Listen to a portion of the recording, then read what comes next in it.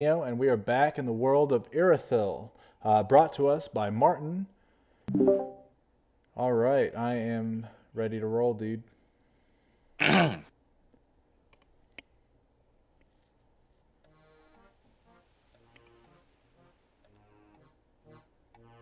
we go, that's good. How cold is it outside? Did you make this one? I did. I don't know how to use that fucking thing very well. What thing? The whatever software you use for that. I've recently started leading more into using FL Studio rather than just using it as a way to render my music in MP3 form. Oh. So that's nice. Well, it's really well done. Solid. Meow, I hear you. Do you want me, let's see. I can't move Volathor, just so you're aware. Sorry, I didn't hear any of what you said because I was yelling at Tap. Have him join the campaign. Tap, you want to join this campaign? You want to join this campaign? I have like 3 characters you can pick. You gonna join the campaign?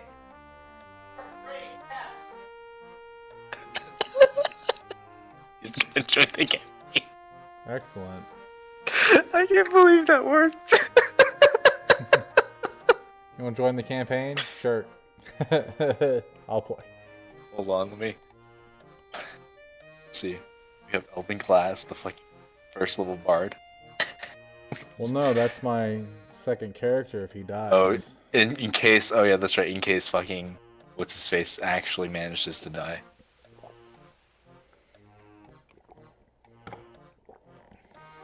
Anyway, I'm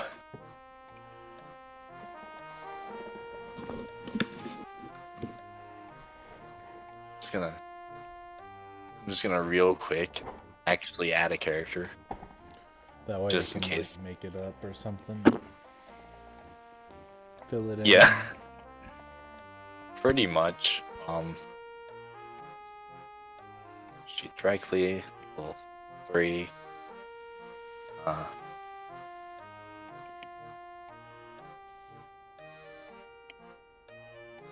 His name is Imhotep.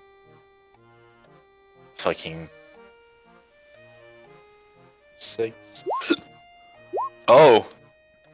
1, 2, 3, 4, 5, 6. Wow. One of those stats is good. Yeah, 14, a 12, 8, a 12, a 15, and an 8. Those stats actually are pretty decent.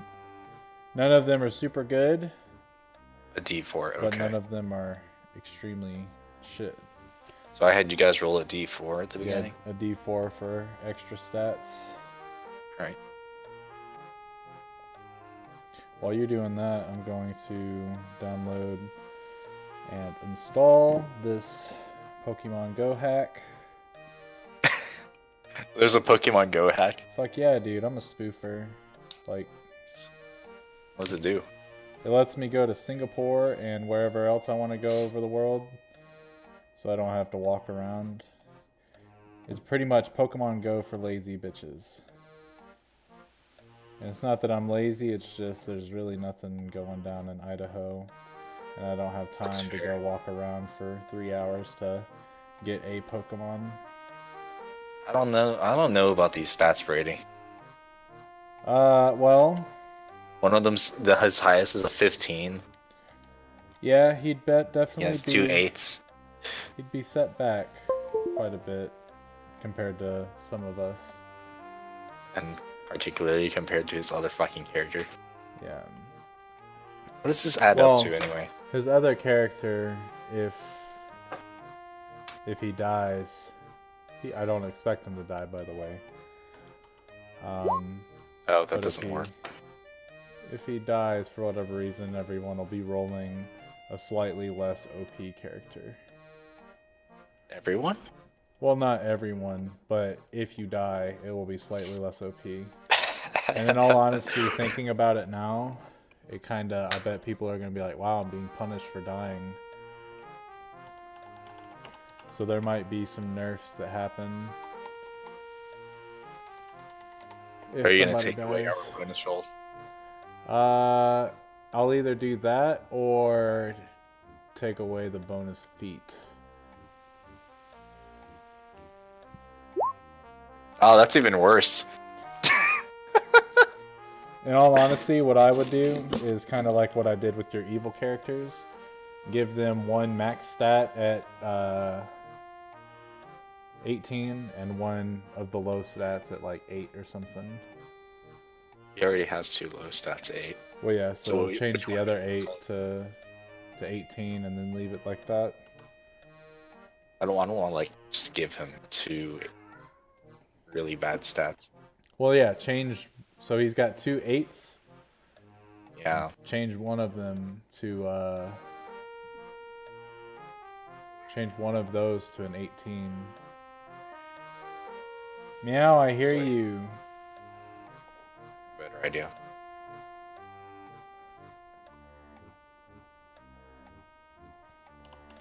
Yeah, that works. Okay.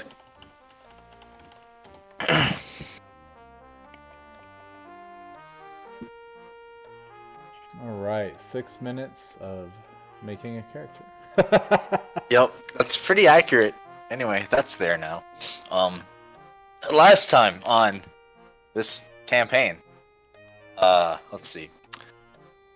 You finished up at the lighthouse. You met this fucking pale ass chick named Azalin. Azalin? Azalin, there we go. Azaline? I don't remember what I said. You said anyway. Azalin. Anyway, she, in her overpowered as fuck glory, helped you guys clear out the rest of the lighthouse. You obtained ass loot, just a ton of skeleton skulls. Not literally a ton. That would be a little bit difficult. But anyway, you went back downstairs. You had Aslan touch something hard, and the entire lighthouse crumbled because of this rock rising up. It started pulsating some purple-ass light, and pretty much just rotated in its magical glory. So you went back with your 22 skeleton skulls and met up with, well, the guards. First of all, because they saw you. Yep. As you were heading back through that gate. And they were like, "Halt! What is with that fucking glowing ass rock over there?" And you were like, What were you like? I said that somehow it was embedded in the bottom of the lighthouse, and we accidentally activated it when we touched it, and then it started to float, and we couldn't stop it, so we just left it. But it should serve as a new and improved lighthouse. Alright. So you also went back, and you met up with Shiro, you got your money, told her about the situation. She offered up she mentioned that she was going to, like, have some people posted over there just to make sure that everything's hunky-dory and no more undead just sort of spawn around. Including or if they our do, friend that they're contained. Huckleberry. Then your friend Huckleberry was like, "Yes, I love stability." So he went over. The party. So he left the party. Oh well, fuck that guy. Kidding. He was a pretty cool dude for like the half session that he was there. Yep. So you got your payment from Shiro, which you have no idea how much is in there, but it seems kind of heavy. And you went back to the Harley Quinn's Ale, which is Gustach's place, and Everyone else went the fuck to sleep, but you stayed up and you talked with Johnson Shelley and his cohort, I guess, Medford Astley, distantly related to Rick Astley, the Bard. Very distant. So distant, it's actually the future. And then you went to bed. It is. Quick question: did you go to bed inside of the inn? I would assume that I still have that bed that Gustak had gave us all. So yeah, I would just sleep in the inn.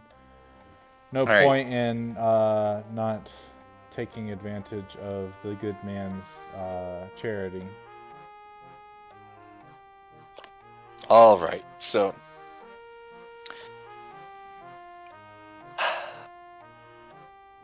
the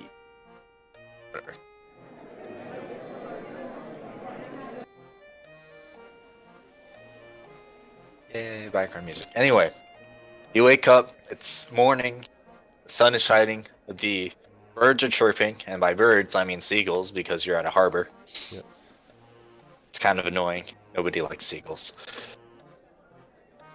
And what do you do? So now that it's the morning, I want to see if any of our former comrades are still around. More notably, Gloop and Volathor and Nyujamana. Whatever. All right. Nyujama. See if they're just Simple. hanging out. Simple enough. Gloop's fucking gone. There's this like slight trail of corrosion leading out the door.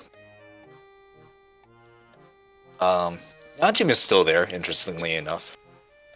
He's downstairs. Just sort of he has his ball. He's just sort of like patting it back and forth on the table. It's red. And there is also Volathor, who is eating. As he does. He has like this really big no. He's got this like really fat, like whole fried what looks like a chicken, but probably isn't the chicken. Looks like a chicken, but probably is not. It's like bird shaped and it's fried. Well, then I'm gonna go up to Volathor. Volathor, what exactly are you eating? Is that a chicken?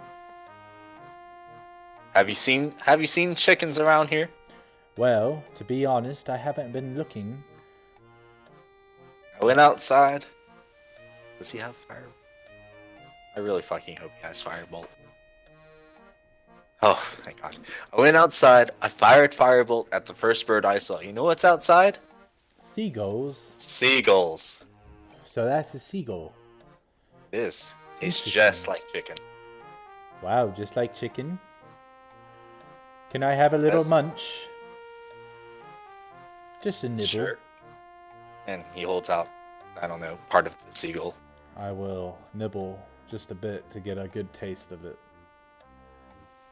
Alright, that's not the best meat you've ever had. Bits of it seem a little bit burnt from the uneven cooking that Volathor gave it using firebolt. It doesn't taste like he brought it inside to cook it. It tastes more like he stayed outside frying it with his magic. Interesting. It's not terrible, Volathor, but I definitely don't think that you should cook for royalty. That's fair. From what I've heard, they enjoy exquisite meals only. And seagulls, I don't think will cut it. Wouldn't want to tussle with them anyway. Do you not like royalty? They're not great, but I don't belong there. Same. Well, Volathor, is there anything that you would like to do today?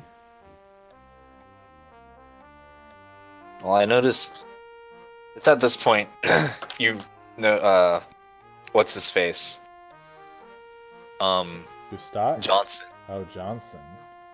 walks in from like upstairs, like the Okay, so quarters. he had a room. Yeah, he was kind of he overdrank from what you can tell. He still smells like using your almighty bear senses. Years. He drank himself into a stupor. Um, Oh boy, you don't look good, friend. I had a bit too much to drink last night. A bit. Bit. You look like you're on the cross between a life and death. No, I'm not. No. I would like to hand him a good berry. Here, this should help you. What's this supposed to do? Well, you eat it and you feel very, very good about yourself.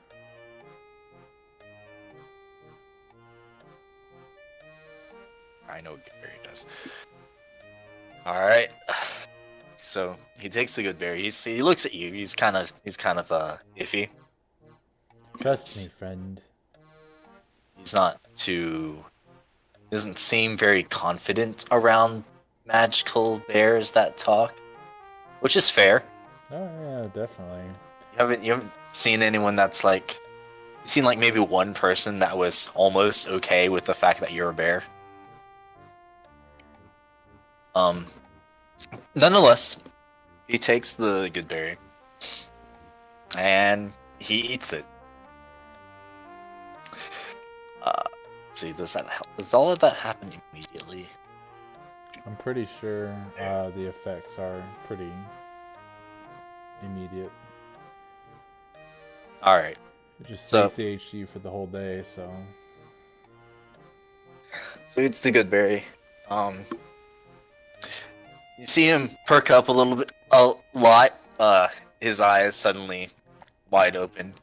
He's able to walk around like he doesn't have a hangover. See? Told you. Ah, yeah. This is pretty good. This is pretty good stuff, Nietzsche. He even remembers your name. How nice is that? That is quite Say. nice of you. How about joining my crew? Oh? Yeah, you seem. Well, nothing else. Feed everyone. Well, that's what I try to do. Here's a question, though. Where exactly are you planning on going? He takes out a map.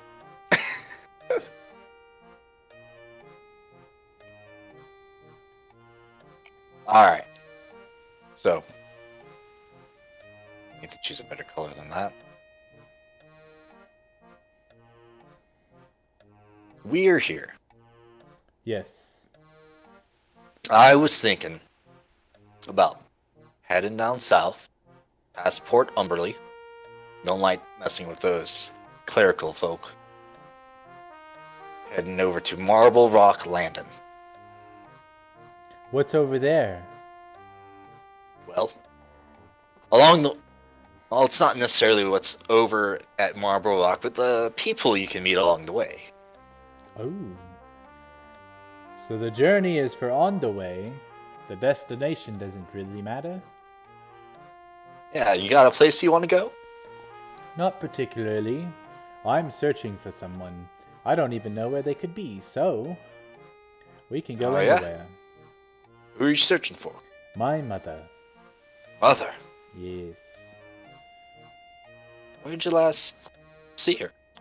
Well, I would like to sort of have a sit and put my bear claw up against my chin as I ponder. Let's see. I'm not really good at counting. I just learned how to do it the other day. But right now, I think I'm 17 years old. And the last time I saw her when I was a little bear cub about 10 years ago? But I don't know, because I'm not good at math. But it's been a long time, I'll tell you that. When you say 10 years ago, and you would notice this because you have godlike wisdom, like 9 million passive perception. True. There seems to be like a look of recognition, I guess, in Johnson's eyes, but he like immediately shakes it away. Did something happen 10 years ago? It's nothing. Are you sure? Yeah, if it's important, it'll come up. Interesting. Okay, I trust you.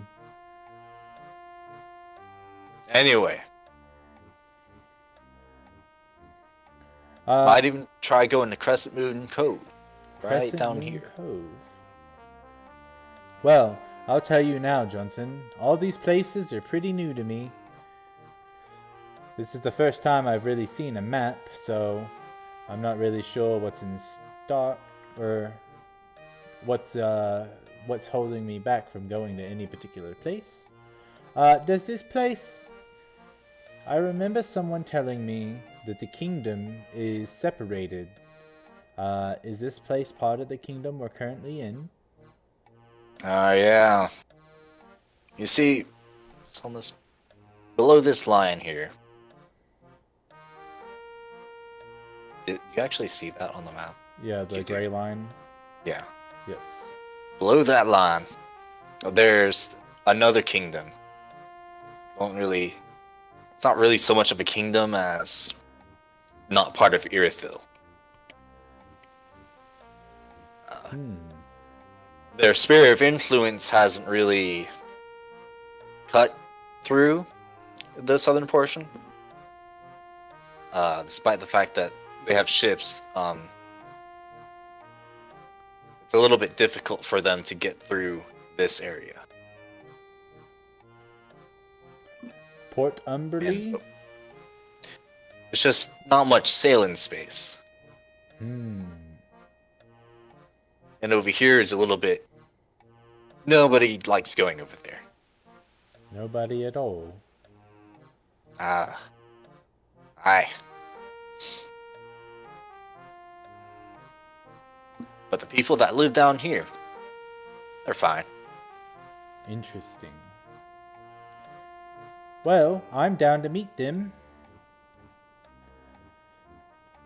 Alright, what about your friend Volthor there? Volathor, I think he Yeah? would join us, actually. I guess we could go ask him together. But in all honesty, the folks that I was with, they didn't really have a reason for being here. We just kind of met up, and they were all about making some money. So I'm sure if you offer some coin, he would join. Speaking of which, Volthor, he's not come up beside you. I saw that Gyro gave you a sack of coin yesterday. Yes, I've been meaning to go through it and try to count it, but I needed someone else that knows how to count to help me. Would you be helping me? Sure. I'd like some of that coin too, obviously. Of course, we split it evenly, except for I don't know where Gloop went. Do you think he'll be back? I don't really know. It's kind of a anomaly. That's true. Well, Nyajima, do you want your share too? He's like startled because he hasn't been paying any attention to you guys at all. He's been playing with his ball. Yeah. Yeah, sure. Yeah, of course I want my money. What? Oh, well, okay, cool. Well, help us count it out evenly, please. Since Gloop is no longer here and Huckleberry already left, I guess we'll just split it 3 ways. Alright, so between the 3 of you, you're able to count out 300 gold pieces Ooh. total. So 100 for each? Sounds good. It's good. Okay, I have added that onto my sheet.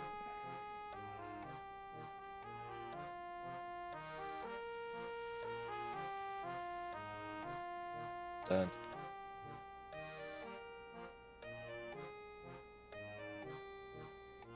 All right. Volthor pipes up. You said something about sailing? Yes, our friend here, Johnston, would like. Johnson. Yeah, Johnson. Volthor looks at him. He's like, where have I heard that before? Ah, you've heard of me. Johnson Deadeye Shelley. Ooh. Volthor's like, oh. Oh, okay. You're that pirate. Pirate. Yeah, Nietzsche, you've heard of pirates before, haven't you? Well, I think so. I believe pirates are those that like to fish. Yeah, fish. Yeah, fish. Pirates fish. Sure, you can call it fishing. But then what do you call a fisherman? What do they do? I'll have to ponder this a moment. Anyway, Volthor, you look like the sailing type. Yeah, sure. You wanna come join my crew? Volthor ponders this for a little bit. It's kind of like back and forth about it. But eventually, he actually goes ahead and, yeah, sure, why not? I've got nothing going on right now. My previous crew is probably at the bottom of the sea. Why did that happen?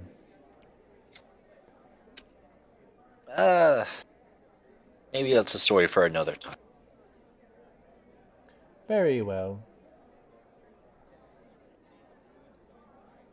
Well, that's good then. Well, I guess we should probably go ahead and have you guys meet the rest of the crew. Actually, what about your cat friend over there? Yeah? Najima says. You want to join the crew? On a ship?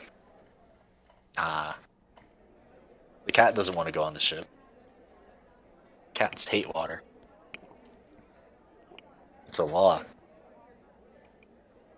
So essentially what happens is Yanjima refuses.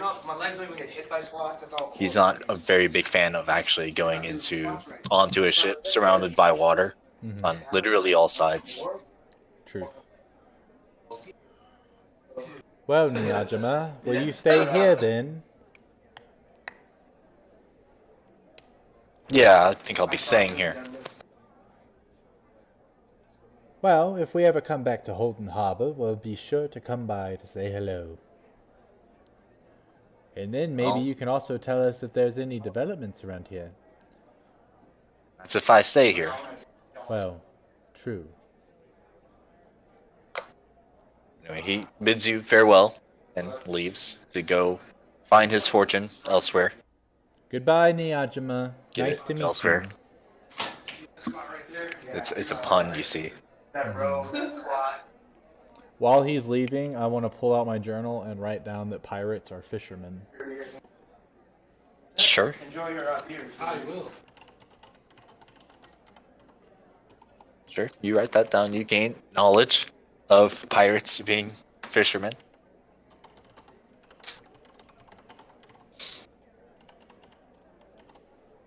Okay.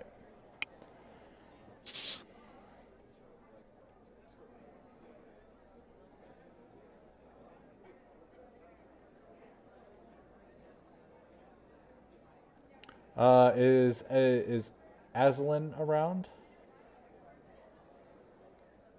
Or did she leave? So she actually is walking down the stairs and from her room. Hello, Aslan. Hello. Fuck, that's not even close to being correct. No, but it's all good. Sometimes you gotta fuck it up to make it sound better. Hold on. You just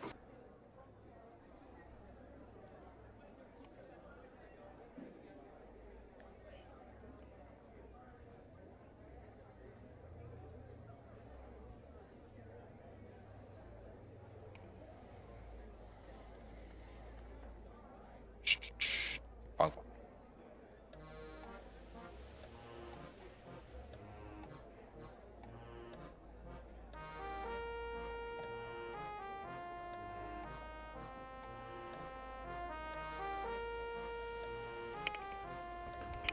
So yeah, Aslan, how did you sleep? I slept quite well. Hmm. It's been a while since I have had a good bed, I guess. Not really sure.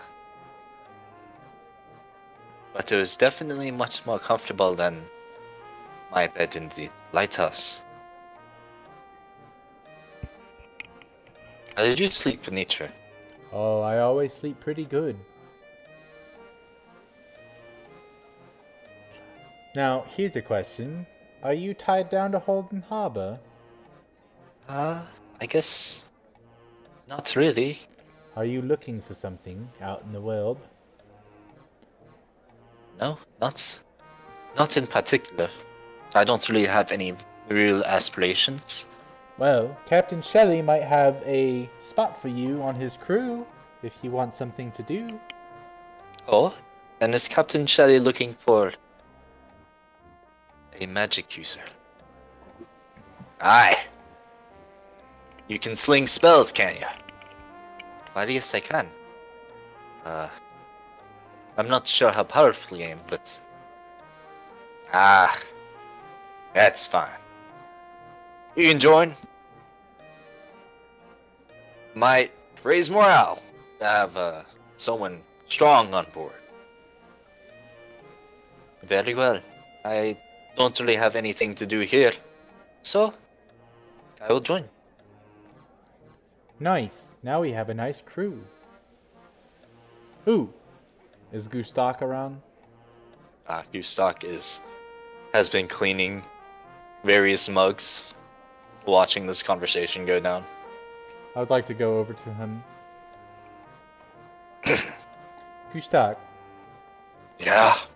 I know that you are good friends with Captain Shelley, and I also know that this tavern is probably not the most profitable business venture that you've ever taken. Would you care to join us back on the open sea now that you've got competent crewmates? Competent? Oh yes, I will make sure that everyone stays alive. Have you ever sailed? Have you ever sailed before, Nietzsche? No, but I've been swimming. Have you ever been out to sea? Been able to see nothing but the water? Well, when I dipped my head under the water, I could only see water, so yes.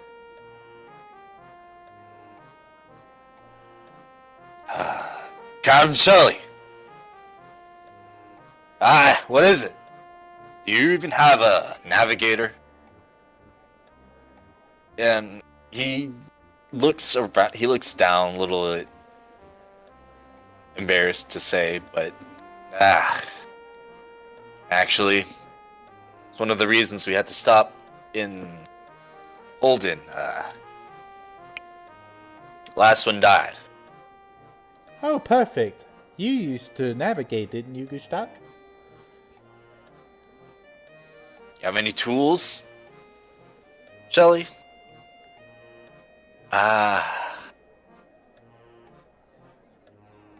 You.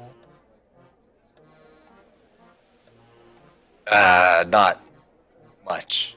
No. A few of them have been destroyed. We have. How many fuck? We don't even have a compass. You wouldn't happen to still have a compass, would you?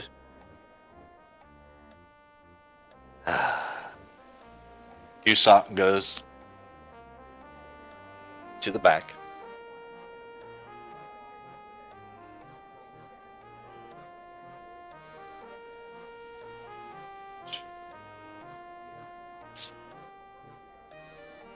anyway. And he does not find a compass.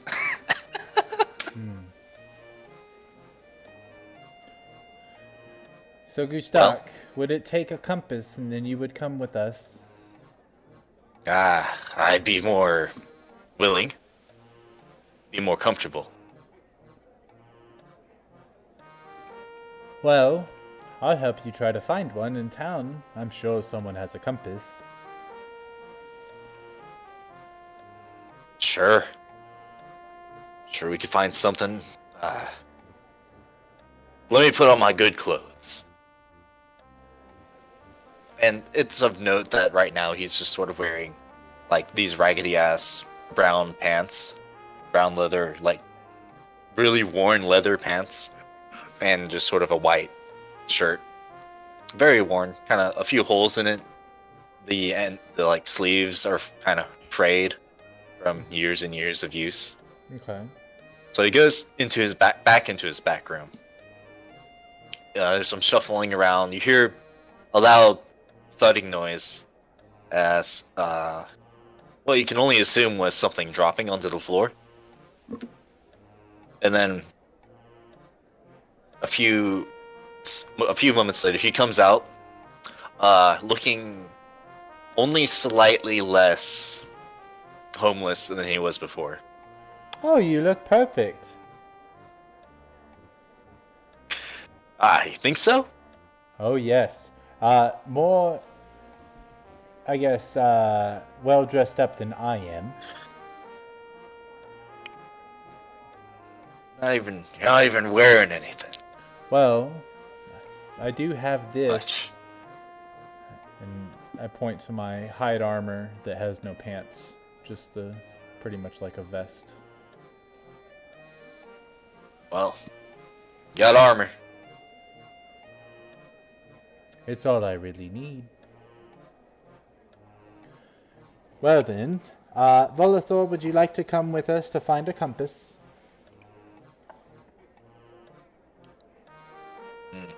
Sure, I guess.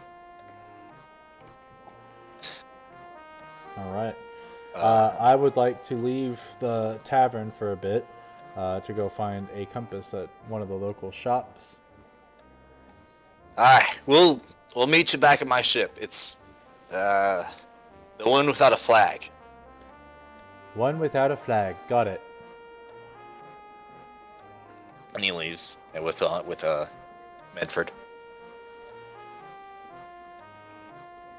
Okay. Anyway, how would you like to go about searching for your? I'll say navigator's tools. I would hit up the general store, and if they don't have it, we'll go from there. All right. So roll for. What's that stat? Nah, don't even roll. It doesn't matter. So after a little bit of asking around, wait, have you been to the general store before? I don't believe so. I cannot remember. I have been to the Lucius's Magic Shop and the Honey Hut. Okay. So, a little bit of asking around, after calming.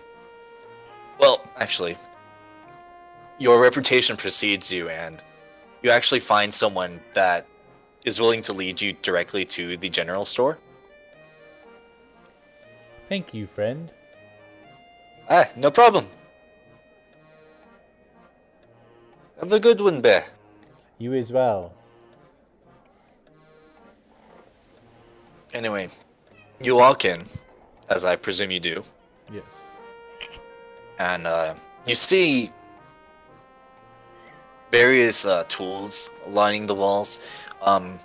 Most of it's farming implements, as no one has dared bother with them in a bit. You know, there's a notable lack of things like fishing rods, any sort of fishing implements like that.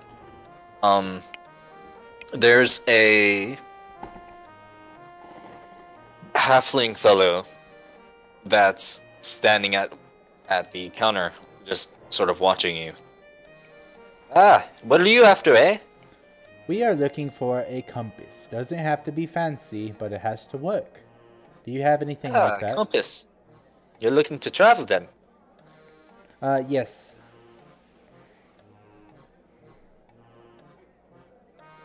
Yeah, I have a compass. How much are you selling it for? Well, normally it would come with these other tools, and that would be about 45 gold. 45 But- gold? What are these other tools that it comes with?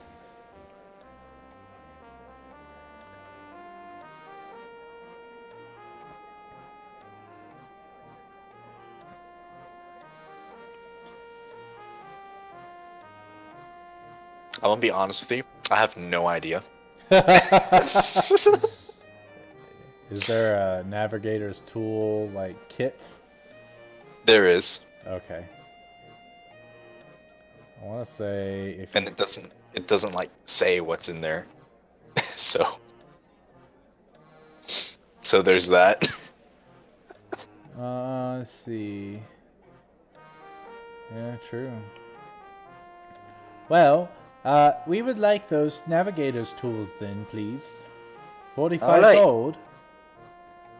That'll be 45 gold. Well, Volthor pops up. Hey, now this is Nietzsche the bear you're talking to. yes, I am in fact Nietzsche the bear. You've heard of him, haven't you? You have heard of me, haven't you? I don't even know what role this is. Come, friend, I'll show you why they know me. And I go out for a hug. Oh no!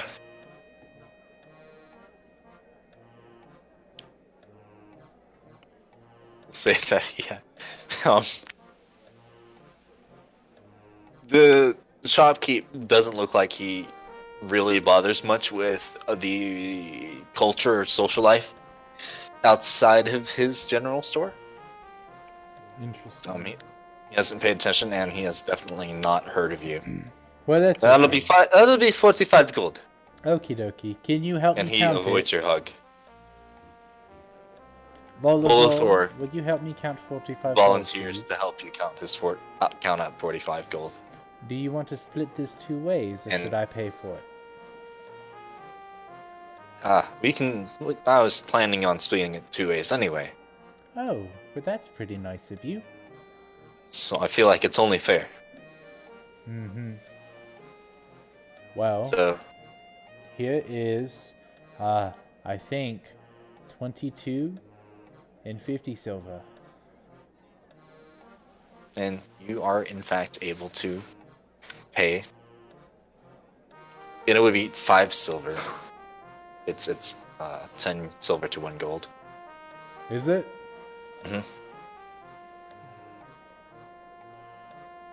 Okie dokie. Welcome back, Tough.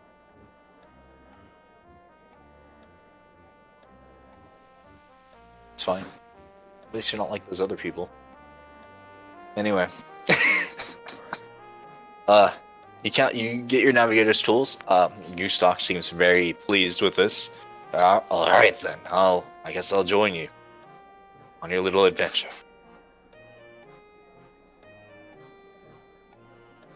Nice. Oh yeah, that was very good. It'll be very fun for you to be back on the open sea again. I'm sure it will be. So, I guess, is there anything else that we should get before heading to Captain Shelley? I'm sure he's got food and such, right? I don't know. Judging by his story, maybe he doesn't have. Do you have any rations? I've got these good berries. Other than that, I don't usually Take a day. tend. He does a little bit of quick math in his head, remembering the events of the day before and the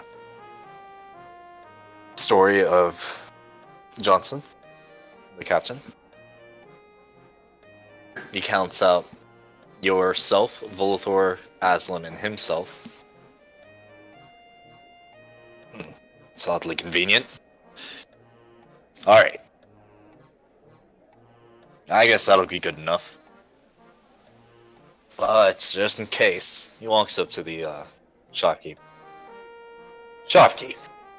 About 5 rations worth. And he slams down some change. Alright, alright. Here you go. And he hands him 5 rations. You can count them. Okay. We're physically capable.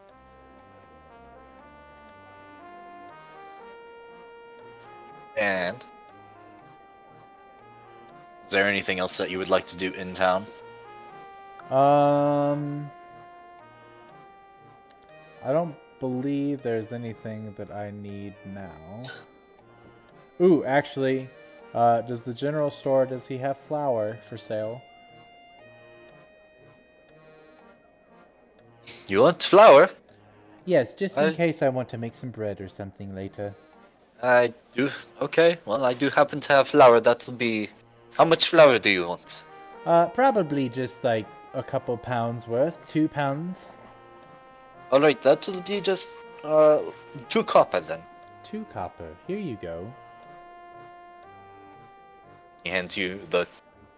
He like reaches down, hands you like 2 pounds of flour. And then let's see. I do have a shovel. I have a grappling hook and rope. Well, that should be all I need for now. Well, thank you, shopkeep. Have a fine day. You as well. And then we shall leave and then head over to Shelly's boat. Alright. You make. So you walk south down to the harbor, the actual docks. And you find a. I don't want this one. I like the other one. I like the new one. And you see a kind of a row of boats. Notably, most of the boats are. They all have flags, right? Yep. But you see one that's purple and has some kind of flower on it. You see one that is blue, has kind of a 10-pointed star on it. One that is pink, and well, it's just pink. You're not really sure why, but it's there. And he goes on like this until you reach the end of, and they're at pretty much the end of the docks, where you see the only ship in there that has no flag. Oh, that must be his boat. Yeah. No flag is typically what you do if you're a pirate. Come into a port town. It's better than flying your colors. Interesting. You notice that your stock's sort of like clutching his flag. It's kind of, it's like folded up. It's pretty much only like what you can see is just like a black cloth. You can see that it seems to have some kind of something in it, but not quite sure what it is at a glance. What's under your cloth there? Just some belongings. Just,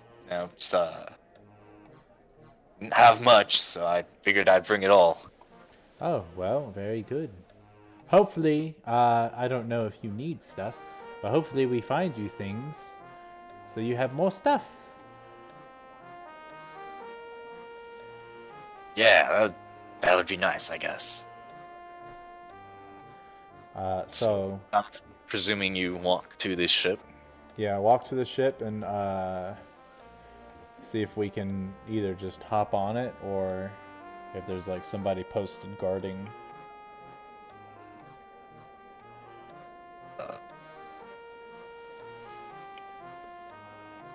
So you walk to the ship and you see, well, Medford sees you first. He's kind of like looking out with his hands over his eyes. Kind of sort of like meet each other's gaze. And he waves you. Hey! Bear! Oh, human, hello. Over here! I will walk He, like, over waves towards his location. And there is no one like standing guard. He's actually just sort of on the boat. Cool.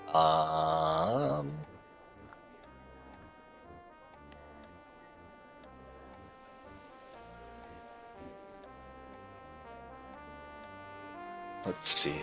Do I have a token for him? For Not Medford? Medford. You Not did. Medford. Oh. I know I had a token for Medford right there. Alright. Anyway. We shall move over this one. Anyway. You're walking up to the boat. It's kind of small, not particularly impressive, but it does look like it's survived its fair share of ocean travels from what you can see. It's got a lot of sort of like scratches, a little bit worn away. There's some patchwork done here and there. Very good. Right now, can you see if you can control Volator? I cannot control him. If the token was already out by the time you had given me access, that's why. There. now I Try can. now. Okay. It's because it was actually because he wasn't being he wasn't representing Volator for some reason. I don't really know why. But Goosehawk is representing Goosehawk, so we've got that going for us. Yeah, true. So Goosehawk and Aslan walk up. They're like being behind you guys. Hello. We made it. Hi, that you did. Welcome to the Flamin' Grail. Oh. If it's the Flaming Grail, why do you not have a flag with a Flaming Grail on it? Shh. Oh? We can't just have our flag flying here. Pirates. But that just means you fish. Aye, it's a different kind of fishing. What kind Anyway. of fishing exactly? Fish for gold. Oh. Ah, I write this in my journal. On the same line that they fish for gold. alright, sure.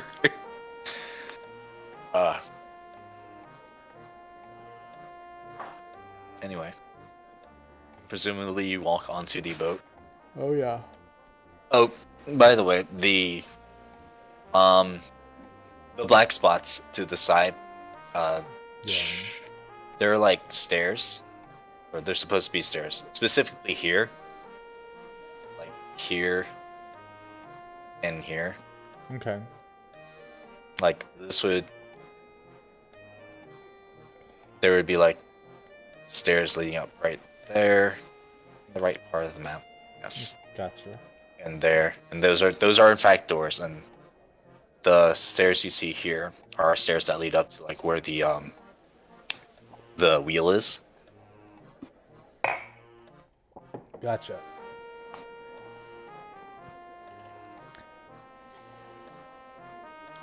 Aye. So this is the crew. They're not really good for anything, but They take care of the ship and do what I tell them. Well, then they're good for taking care of the ship and doing what you tell them, then. So you see, where did Volithor go, actually? He's right I next to cover him me. up. Oh, okay. See him. You see, Gushak and Aslan already mingling. Well, trying to mingle. Gushak's a little bit more successful at it. But Aslan's just sort of... She's introduced herself, but she doesn't seem very comfortable, and she makes her way back over to where you are.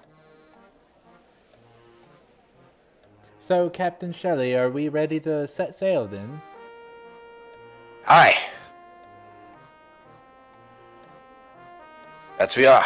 We've got everything set up. Now, where do you need us on the boat?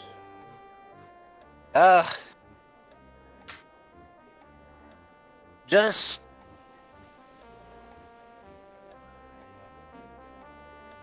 I need you to go here and I need you to turn this wheel. Okay. And Volithor, you sailed before. You'll make yourself useful. Ask Gushak, he knows how the boats run. Medford is notably already, at work.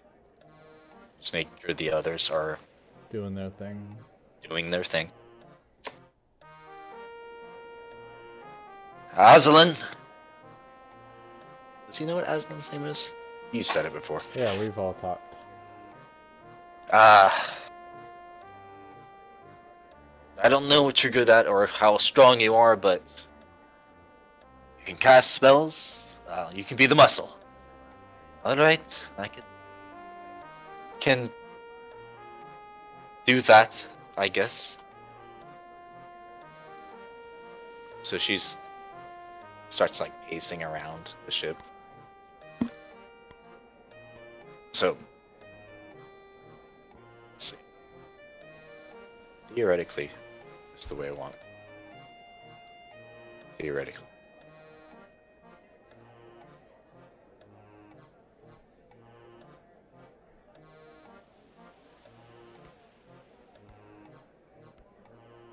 Nope.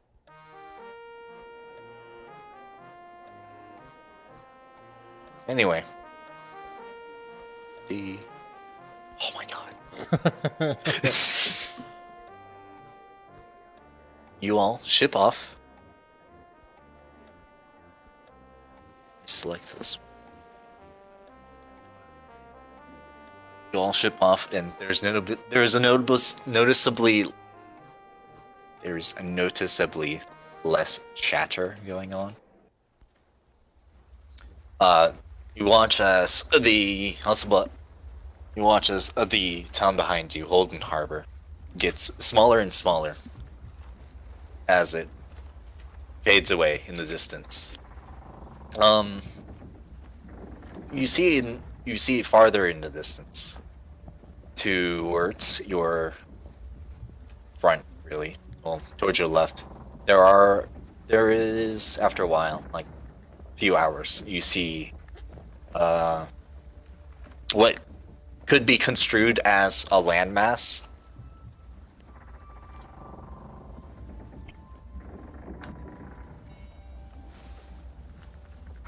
Gustock, Johnson, and Medford have done a decent job of telling you and everyone else what to do at any given point. Every so often, the tide will shift, and you'll have to actually do real work, turning the wheel this way and that. There are a few people that they're going up and down the rigging, making sure the masts are taut. At some point, Medford goes up to the top of one of the masts, and he has this black cloth with him. looks.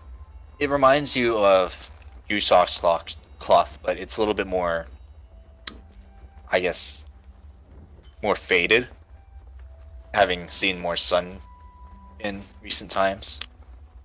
He unfurls it and attaches it to the flagpole. And you do see, in fact, a rather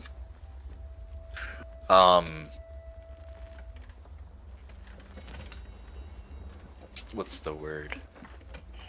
Embellished grail emblazoned on the middle of this black flag, with a orange and red flame filling, I guess, the inside of it, coming out of the top. Look, everybody, it's the Blazing Grail. You hear Johnson yell from his wheel, "The Flaming Grail!" The Flaming Grail. Also known as the Goblet of Fire. Yes. Also kidding. I know what I'm about. Yep.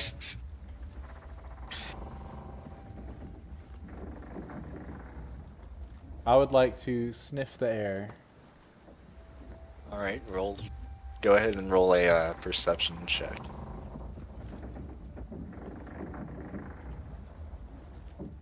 Alright, you sniffed the air. There's unlike the city, there isn't much in the city where you smelled like a notable amount of people. There's sometimes you could pick up the scent of sewage that was going on under the city. Sometimes you smelled the scent of freshly baked goods, or even dirt. Even here, you don't get any of that. What you do smell you smell wetness, first of all. Lots of water. The occasional spray of ocean water getting onto the ship.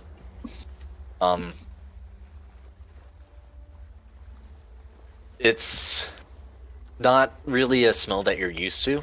The water isn't. You're used to fresh water, so being a bear, you lived in that sort of area, but all of your life, most of your life, I guess. But this water smells a little bit different. I'm not sure if nature would have come into contact with salt before. Probably not. You're not really sure why the water smells different. Is Gustak within my wheel that I turn? There's Is he someone on me? around. Yeah. You see, Yusak has been wandering around doing various things. Aslan has gone below decks now. Just sort of perusing whatever she's perusing.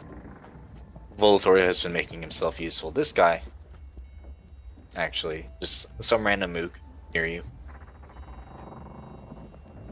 Happens to be near you. He seems kind of lazy. Excuse me, sir. Can you hold this wheel and do things with it while I go and talk to Gustak? I have a very important He looks at you. He kind of looks a little bit fearful of you, if anything. He's not exactly like large. He's short, but like he's fairly well built, but he's not a 6'9" brown like bear. Yeah. Yeah, I can. Sure. Thank you, friend. Oh, are you hungry? I could eat. Here you go. I give him a good berry. He takes it and he's not gonna like. He just puts it. He pops it into his mouth pretty much immediately. He's not. He figures that if you were going to kill him, he would already be dead. I need to be correct about that. That's the feeling you get from how he's looking at you. Don't worry. He's pleasantly surprised as he pops the good berry in his mouth. he immediately feels like you've seen many times before. He noticeably perks up, and oh wow, that's actually pretty good. It's a good berry. It's delicious. And full of nutritional value. Yeah, I feel like I could turn this wheel all day. Well, I guess you can. And I'll walk away. Wait, and you look back, and he looks like someone who's just lost. Just turn it every now and then. Make it look like you're doing something. That's what I've been doing. I know. He looks exceedingly defeated. Now I'll go talk to Gustav. Hey, Nietzsche, what's I've been brought you wondering. from your post? Well, someone's covering my post. They were very nice and decided they wanted to do my work for me. So now I'll need a new job. But the first thing, why does the water smell weird? I guess you've never been to the ocean before. It's salt water, Nietzsche. Salt water. You know what salt is? I know it's a mineral, but I don't know beyond that. Well, here, open up your mouth and just wait for the lean over a little bit. I'll hold on to you. I open up my mouth and he sees some pearly white, vicious fangs. And He I- leads you over to the edge of the boat. And during a time when you wait there for a little bit like that. He's like sort of holding you over the edge, not maliciously. He's Yeah. helping you stay pretty much Stabilize, hovering yeah. over the water. Eventually, the water, the waves hit in such a way that the water actually sprays into your mouth, and you immediately taste something that reminds you of water, but there's a notable difference in flavor and how comfortable you are with having it in your mouth. That tastes weird. I like regular water. And he lifts you back up. Yeah, it's not really good for drinking. Noted. Drinking. I will write in my journal that seawater is not good for drinking.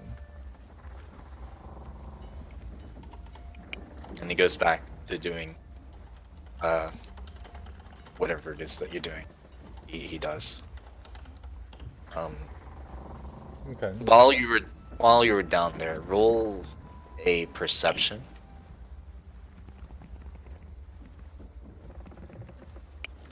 So while we were leaning over the side of the boat, you noticed under the water some dark figures just sort of swimming alongside the boat. One of them jumps, and so you're staring at these figures, and there's about 4 of them, right? So after a while, they're like swimming back and forth, sort of like in tandem with the boat, just keeping up with it. After a while, each of them jumps upwards out of the water in unison, and you see these oceanic creatures, as Brady would know as dolphins, Ooh. and they make that dolphin noise. That's like I can't do it. Something like that. I don't know. Yeah, something like that. Hold on. Yusak hears the noise.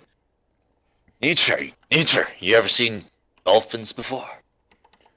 No, this is actually my first time. They're pretty neat though, look at them. Yeah, they're quite majestic.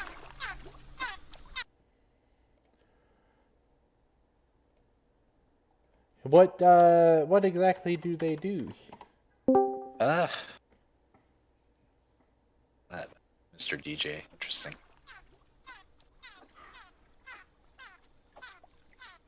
What is this? It's the sound of dolphins. Oh. Yes.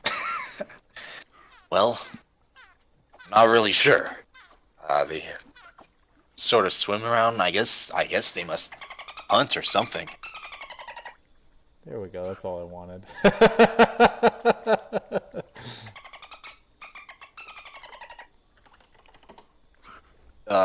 As you're ogling the dolphins, you see more shadows coming up, but they don't. But they then fade back into the blue darkness of the water. Look, Gustak, there's even more shadows. And he has this troubled look on his face. Something bothering you? Yeah, something ain't right. Feel like I've seen this before. Interesting. Should we go? So, as you're asking that,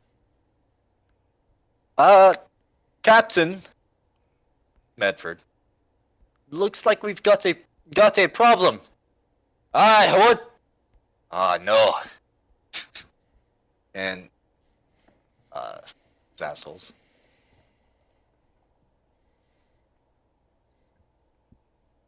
First of all, this one. You see that come up? And they're all climbing up over this side of the ship. Did you see that? Probably not. This side of the ship, that side. one by one. Oh dear.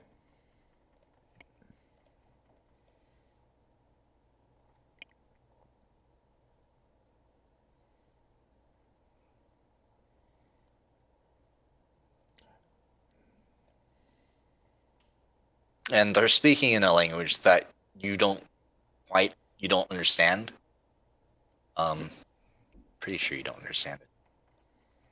Volithor has moved away from there at this point, probably. Medford would be there-ish. That's so. Johnson hops down because he's a fucking badass. Ah, what are you after then? This guy. There's some like chattering that goes on. Toward the others. And then he turns to Johnson. Surrender now, and give up your goods. Ah, you think we're gonna surrender? We're pirates! You've picked a wrong battle.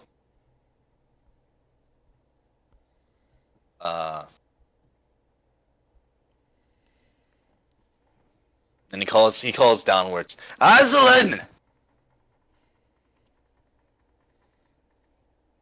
Is there literally anything you want to say before you roll initiative? Let's see. Excuse me, friends. The only thing that we have are these good berries. We're not interested in berries. Well, then you won't find anything of value. Rolling initiative. Fun. Because you have to do at least one combat encounter every single time. But... oh, that's right. I have to actually turn on that specific thing, don't I? I think so. Is it? That's a good question. Where is it?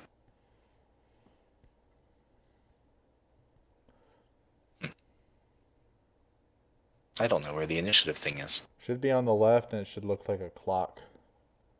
Oh. That doesn't need to exist. What did you roll?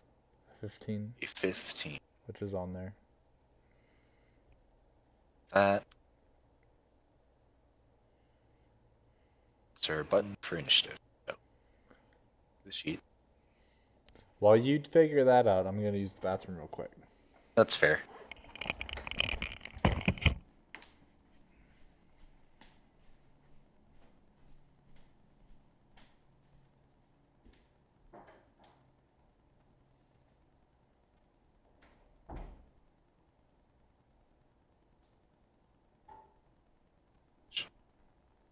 Wow.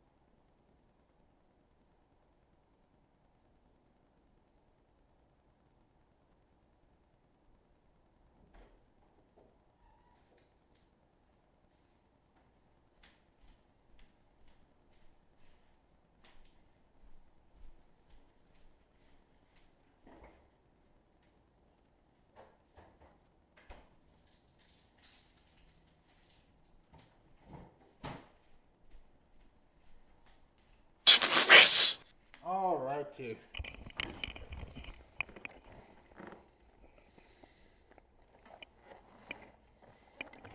Okay. Music.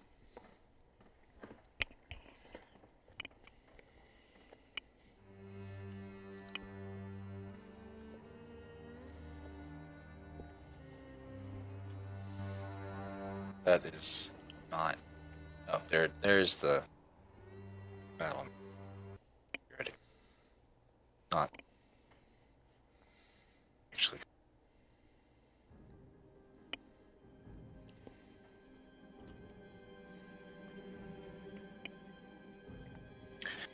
So let me make sure I have this right. Sending. Excellent.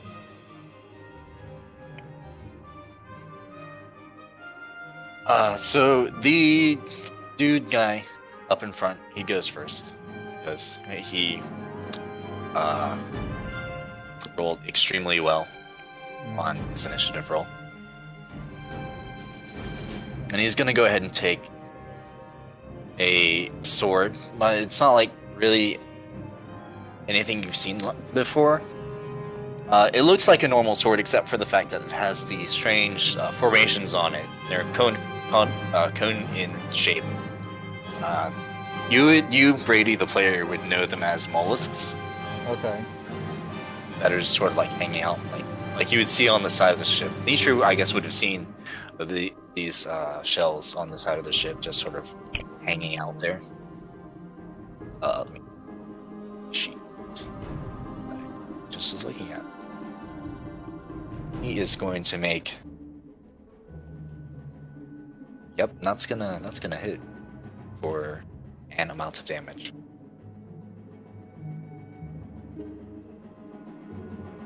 He takes the short sword. He does he lunges forward at Johnson.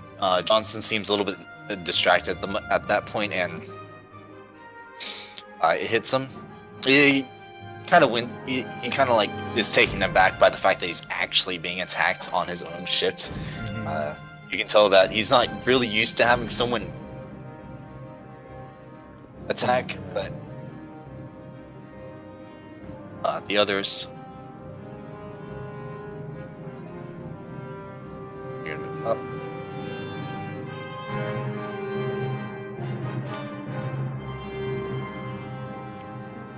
Sort of formation. Actually, that fucker's just. Oof, didn't want to be that guy.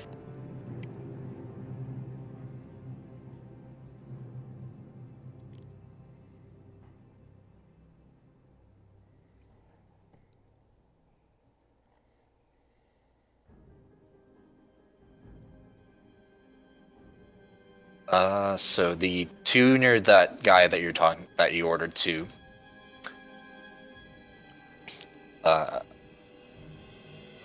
keep an eye on your wheel. One of them is going to hit for. The other one is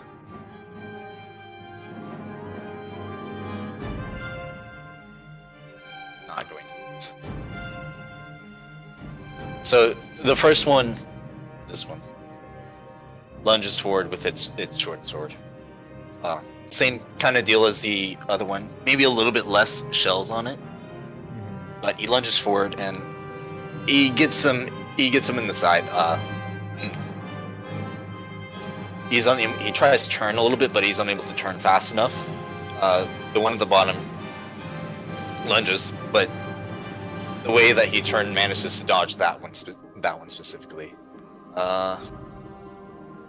This one is also unable to hit this guy, as he saw him coming from a little bit away and he stumbled a little bit getting there, so he's kind of off footing. So this guy is able to dodge effectively.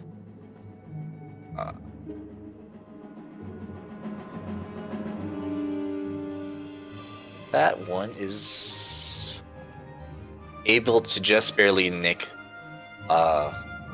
get at Johnson there, taking this much damage.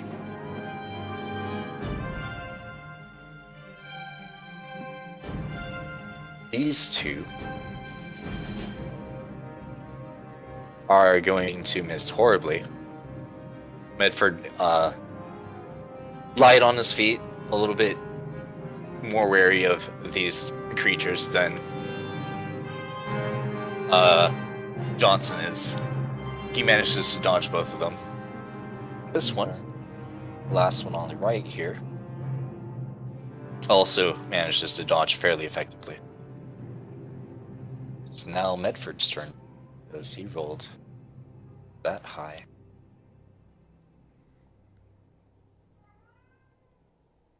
Yeah, so meow. I can just double click and have them. Okay, that's good. Ooh. Medford is going to take out a rapier, unsheath a rapier. Then have at you, ye.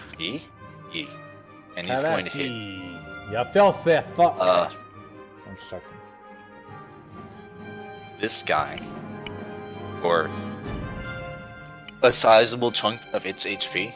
It looks very hurt, and like you saw, nah, you wouldn't have seen that. But it lets out like this horrible scream. I don't really feel like, and it definitely, there's a lot of blood pooling up around its feet. Let's see. Anything else? Oh. And he also takes out another sword, a scimitar, which does manage to hit, finishing it off. You see him, he stabs with his rapier, and then he pulls it out immediately, and then sort of does the spin motion, managing to slice open its its guts, which are now spilling out onto the floor of the ship, the deck, if you will. Yes. And blood, guts everywhere, and that one is horribly, horribly dead. And he moves over here. It is now everyone's favorite character, Nature's turn. Okay, so as a bonus action, I'm going to I'm going to summon my spirit totem, and I'm going to do the bear spirit. And I'm going to put it right where Volathor's at. Okay. What the bear spirit does is it gets, or each creature of my choice, which is all of my allies and crew of the ship, none of these sea folk, they all get 5 plus my druid level temporary hit points. So 8 additional hit points. Which I usually use the green circle.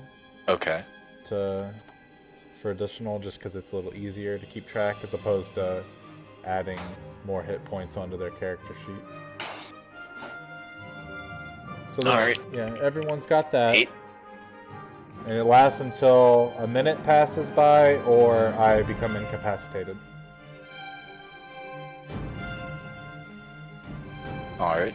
And then for my action, I am going to cast Moonbeam at 2nd level. So the range is 120 feet, but I'm going to start it on this gentleman right. Actually, I'll start it on this gentleman right here. He's taking damage, right? This guy? No. No. Which one's? Oh wait, this is the only guy. Yeah, That's the one. That's the only one that's taking damage, and he's dead.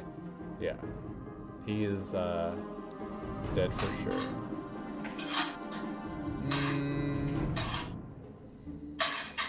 Let's see.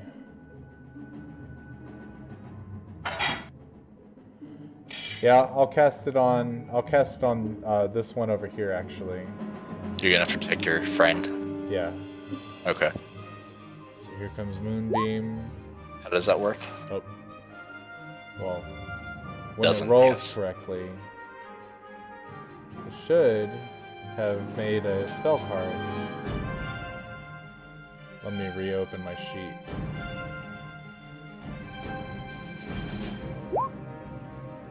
Oh, you know why it's doing that? Because it's open. Nope. That's weird.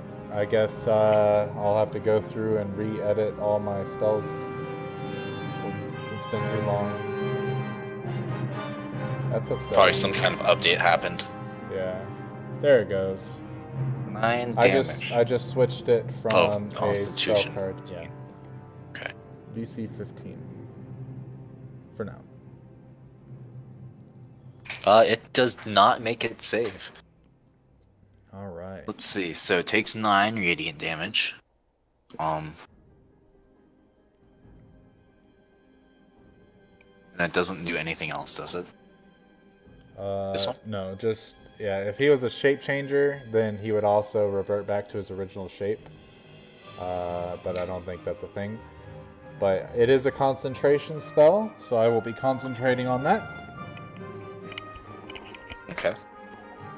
And then... Go ahead and put like some color of the yellow circle around you. I don't I think can do. I can do. Can you not? Yeah. There you go. You have a yellow circle. Oh wait, yeah, I can. Cool. Yeah, yellow will work. And then for my movement, I would like to try to move over this way. I should still, yep, I'm still within the aura of my bear spirit. And I'm within 120 feet of my moonbeam, and I will end my turn there. All right. That is the correct thing.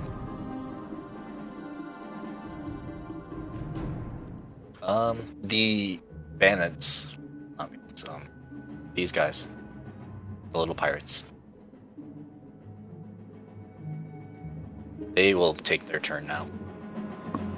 They will take their swords. Please tell me I put a sword thing here. Scimitars, okay. They will make attacks towards the one. This guy will attack the one that's being surrounded by, whatever. What does it look like? It's a, it is a pale, silvery light. It's a cylinder coming from the sky. It goes 40 feet up, so. Oh, never mind. It doesn't actually matter. So he tries his best. He really does to attack this guy, but he sort of like trips after his amazing grace dodging this guy's attack. He trips over the wheel and drops his weapon. It's really embarrassing. And he goes ahead and picks it up and doesn't move from that spot. This one, however, will be able to it'll do over here for an amount of damage.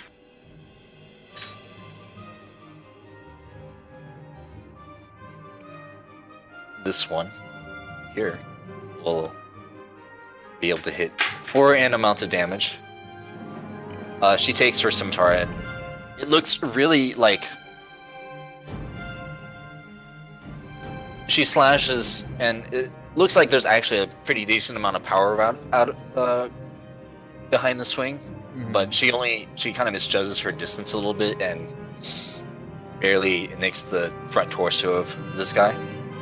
This one, same thing, but like less power, less impressive as well. This one's going to move up over here, and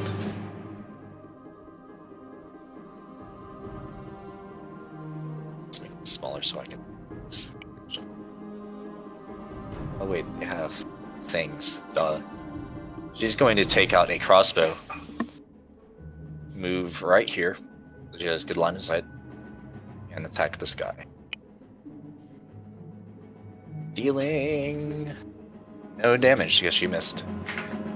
So you watch as it sails past this guy's head, and the bolt sails harmlessly into the water. Bringing us to our good friend Volathor.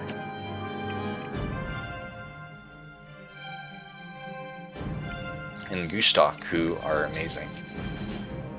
I'll do Volathor. Well, you can do Volathor first. I don't have access to his sheet. Do you not? No. You gave me access to his token. I not his think sheet. I gave you access to his sheet. Should be editable and controllable or viewable. If it is, then it's hidden somewhere, and I can't find it. I have opened all of the... It should be under characters. Near Yeah. where yours is. Nope. Oh, I had to do in players journals too. Oh, yeah. There he is. Okay. That's right. So, Volathor is a sorcerer. What spells? I'm going to make him use...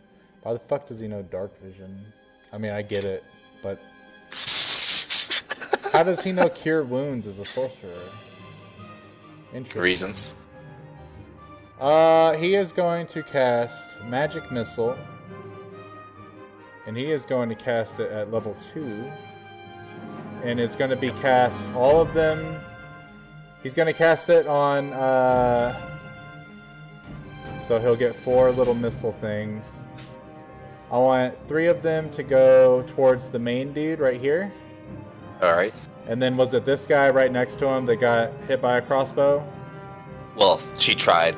Oh, and missed. Yeah. Did this guy get hit? No. Well, yeah, actually, he has been hit a small bit. This one's been hit, and this one has been hit. Okay. The one that's The rest over are here will take 1 missile, and then the other 3 will go towards that dude. Okay. So that's 4. And this one has also been hit. But you know that. Yeah. It's 4 damage per missile.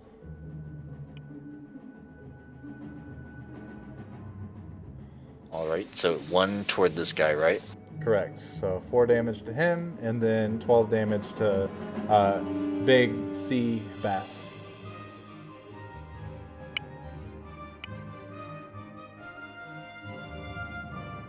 Oh, I 100% skipped Johnson's turn somehow. Did I? Did I skip his turn?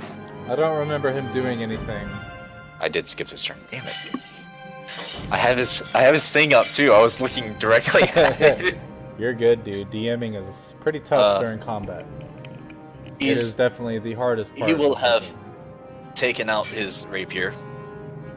It looks very shiny Nice. and a little bit like dark metal, whereas Medford's was a kind of a shining silver metal. Johnson's is more, I guess, blacker. He will swing at. He's gonna take his time. He's gonna swing at this guy because that's just how he is.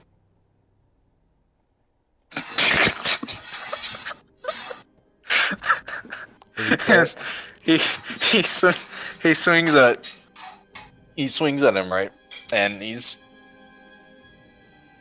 not very impressive. He swings and he completely misses, and it's just not great.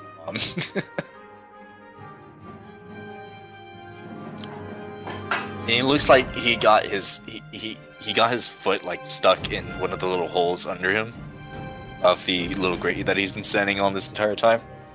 Okay. So it tripped and was unable to hit correctly. Regardless,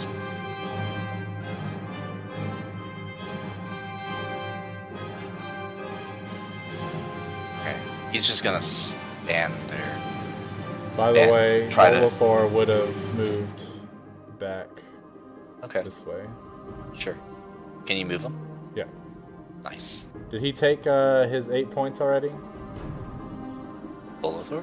Yeah. Because it's a 0 now. Yeah, he took exactly 8 damage earlier. Cool. The bad spirit guy? I'm doing it like how you're doing it in your campaign, Yeah. where so I minus the damage that he took. Ustock is going to charge up to this guy over here, side, and he's going to take out a club, just a regular ass. Really? What is wrong with this? Hold on.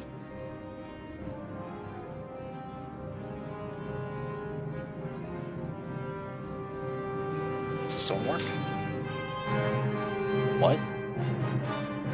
I don't understand why. Oh, Not doing so what I expected to do. go to its character sheet, Uh huh. click on the cog, and make sure Oh, that it has action. auto roll damage and crit. Okay, so did a 21. I don't want to read all Volothar's backstory shit. I just want to see what his spells and stuff. And he are. deals 7 damage to this guy, which is just enough to obliterate him. Neato. Alright, Gershak, how you want to do this? Well, I want to, like, swing at his head and sort of crush his skull. Alright, so you kind of, like, you're running up, and you're kind of doing, like, a little Happy Gilmore, almost. You're not able to make him go flying, but you notice that, but there's definitely a fairly sizable dent where its skull was previously, and it crumples to the deck, bringing us back to the thing that started us all. And he's going to take Eel, and he's gonna miss horribly. Dude. All these, there were so many bad rolls. Now you know how I feel when my creatures don't do what they should be doing. It's not because I want to see. kill you guys, it's because I want to challenge you, and if they're not hitting you, I mean, what kind of challenge is that? He's gonna try to swing at Johnson, but it's just not gonna connect. He like slips on the blood that's pouring out from this guy, and is unable to keep his footing, and he like has to catch himself. Does he have Sacrifice feet? actually hitting. Does he have what? Does he have feet? He does have feet. They all have feet. Neat. And that'll end his turn, bringing us to Astley. So, when a creature enters the spell for the first time or starts its turn there, aka this gentleman, do you want me to re-roll the damage or just keep it at 9 while the moonbeam is active? Reroll. I guess reroll the damage. We'll roll with it like that. So for this turn, it will be doing 11 damage.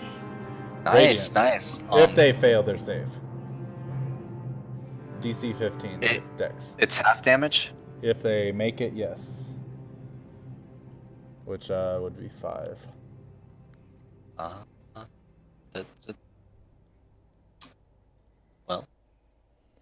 Uh, DC. What was it? DC 15? Nope, Yeah. he doesn't make it. How do you want to do that? So as he stands there, I want to watch.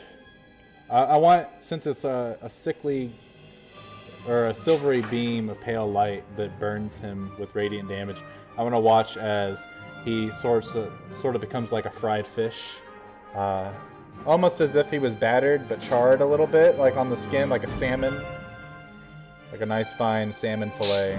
Okay. You watch as the moisture on his skin starts sizzling. That's what happens first. There's a little bit of bubbling action going on, and then you notice as the creature's skin starts becoming more and more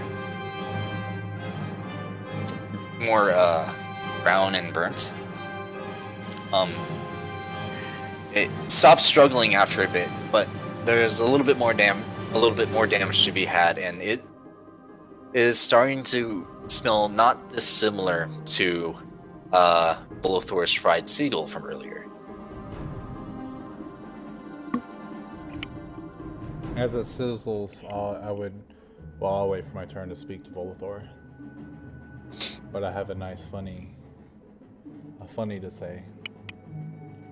Funny. One funny. One funny. Alright, so this guy's gonna swing at your friend, and he's going to hit for an amount of damage. You watch as it takes its swing with its lunge with its short sword. What kind of bear protection is it? Is that like, how would you describe that? The bear? From the totem. So really it's like an aura. So it's like a dome that surrounds everybody kind of, and it just rejuvenates them with 8 temporary hit points. I would say that it looks like a blue bear cub is sort of protecting them, maybe. Okay. Lessens right. the blow. So you watch as a shimmering bear aura appears around this guy, sort of like mimicking his movements. And instead of the short sword plunging into his flesh, it plunges into the bear aura, and it stops short of actually hitting him, dealing damage to the temporary hit points rather than. Very good. This guy is. How many is that? 1, 2, 3. Are these crit fails? Yes. You remember when you guys made short work of my ogres? They had crit fails galore, dude. It's quite annoying. But it's fine, you know? Yeah, that guy's going to also not hit against this guy. It's just, because.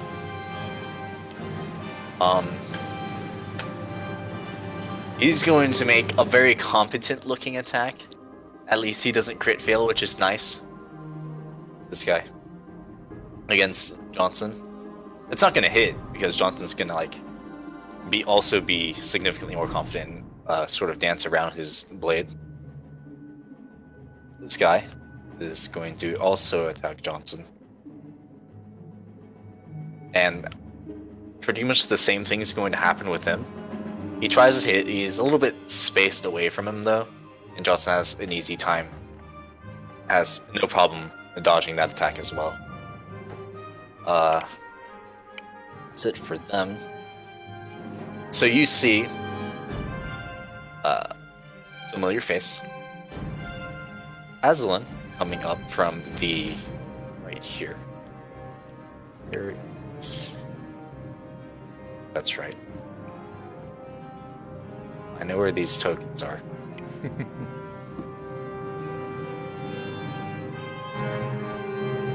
Does she get the HP or the temporary hit points from the bear because she's in the thing? Or she comes up. Yes. What is? Oh, and she's going to go ahead and cast. She's going to take a very quick survey of the situation. And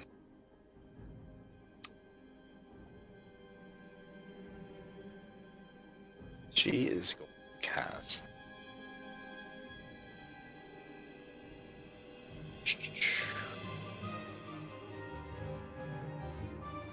Spell at this level.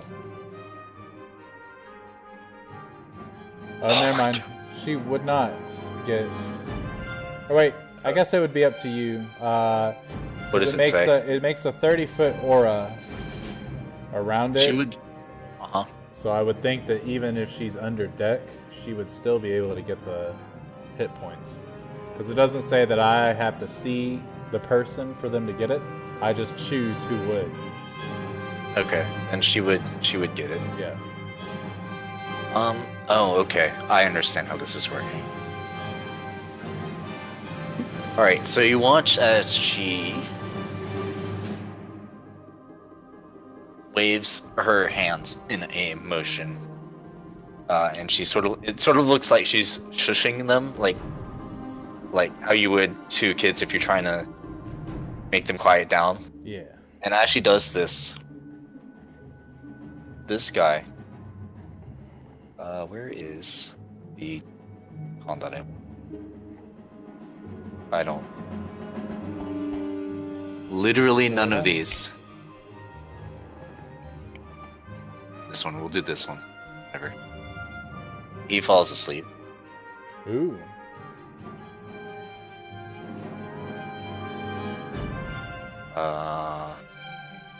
This one falls asleep.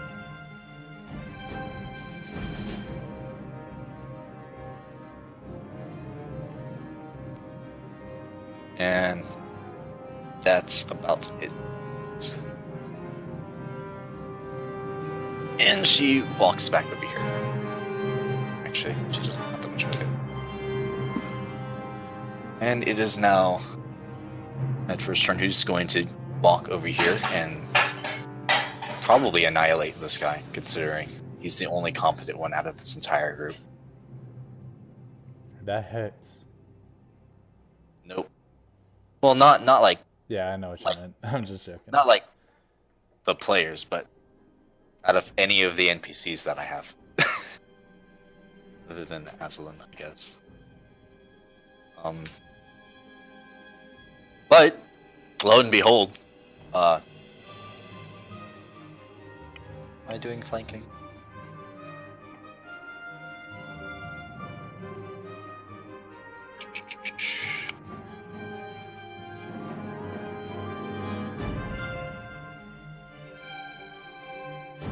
No, he doesn't have that.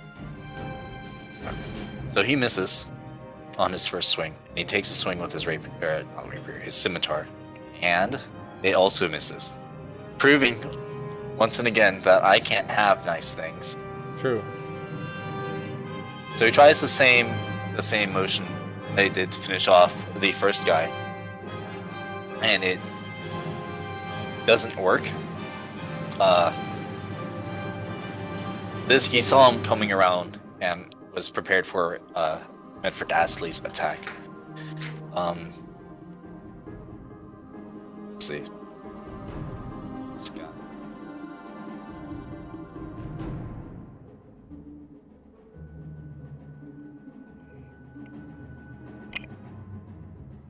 That just roll in.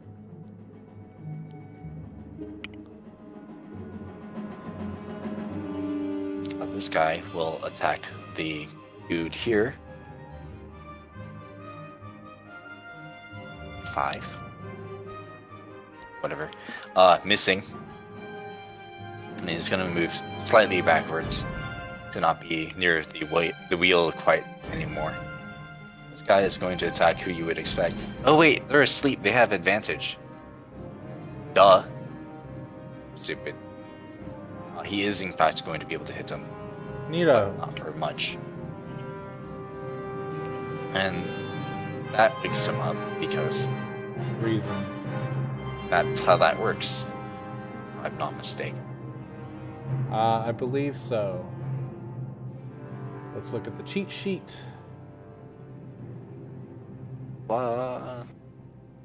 Unconscious. Takes damage. Okay. That's all I wanted to know. Now, does the sleep, does it make them just incapacitated or unconscious? Unconscious. Because then that would have been what's- a automatic crit if it's a melee attack within 5 feet.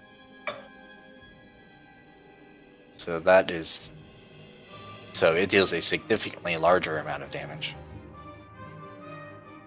It looks pretty hurt. It is... The two that are asleep, obviously prone right now. Let's see.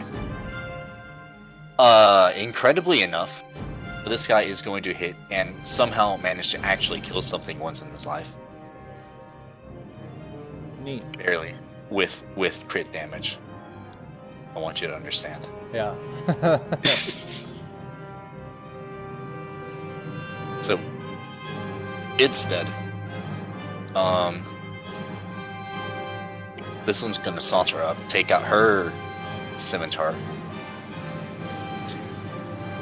Try to hit this one and fail. You notice that she seems a little bit swayy. Almost like she had a little bit to drink. And she's gonna miss. This one, however... Let's move that up. He's gonna saunter up the same one. Stepping gingerly over this guy. I will move back eventually. She's going to... Like before... It's a very powerful swing, but this time she's got the spacing correctly. And in one fell swoop, decapitate this guy. Oh. With her scimitar. Very good. And it is now your turn. Okay, so as an action, I can move my moonbeam up to 60 feet. So it will move in this fashion, maybe. It'll boom, boom, boom, ending on him. So that's up to 20 feet. So all three of them will need to make a Dex or a Constitution save of 15.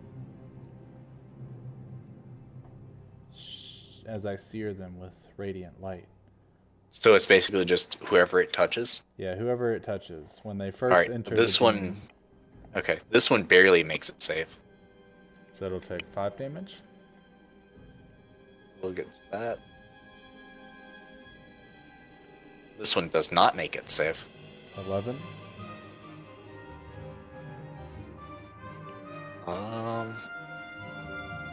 And the leader makes it safe. Okay, 5. Alright, so the first one you watch as... Well, okay, so what happened was you managed to annihilate both the first one and the second one, dealing enough damage to kill both of them. You can describe that as you wish, but Alright. dead. Cool. So the way I would do it, because I can also, as a bonus action, move my bear spirit totem.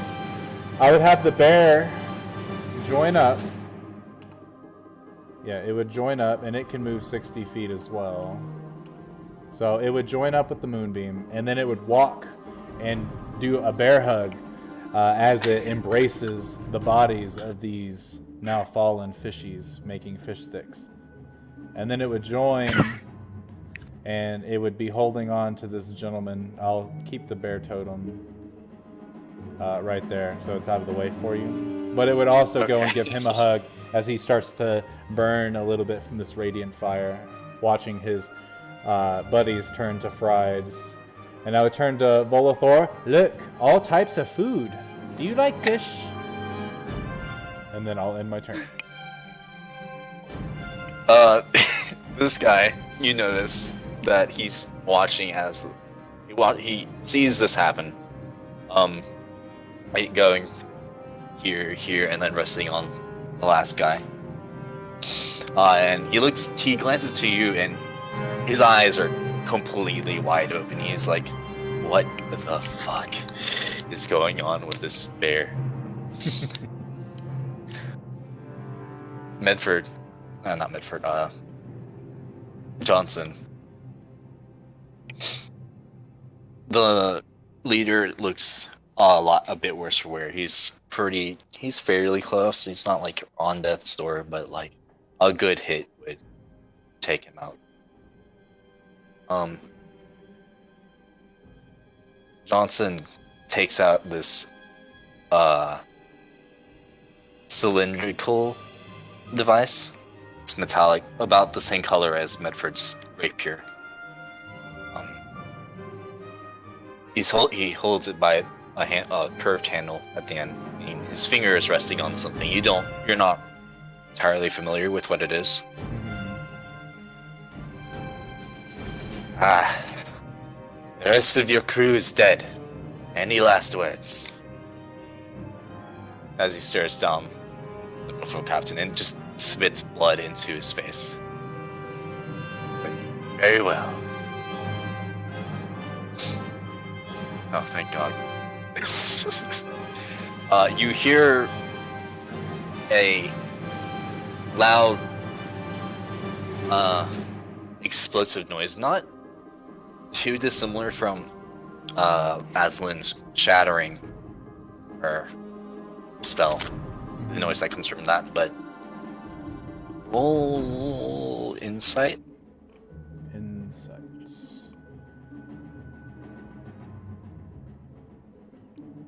Alright.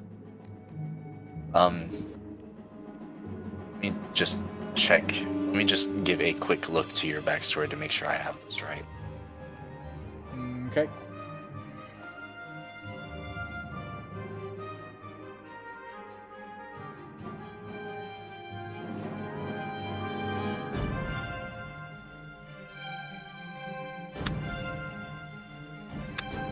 Okay, yeah.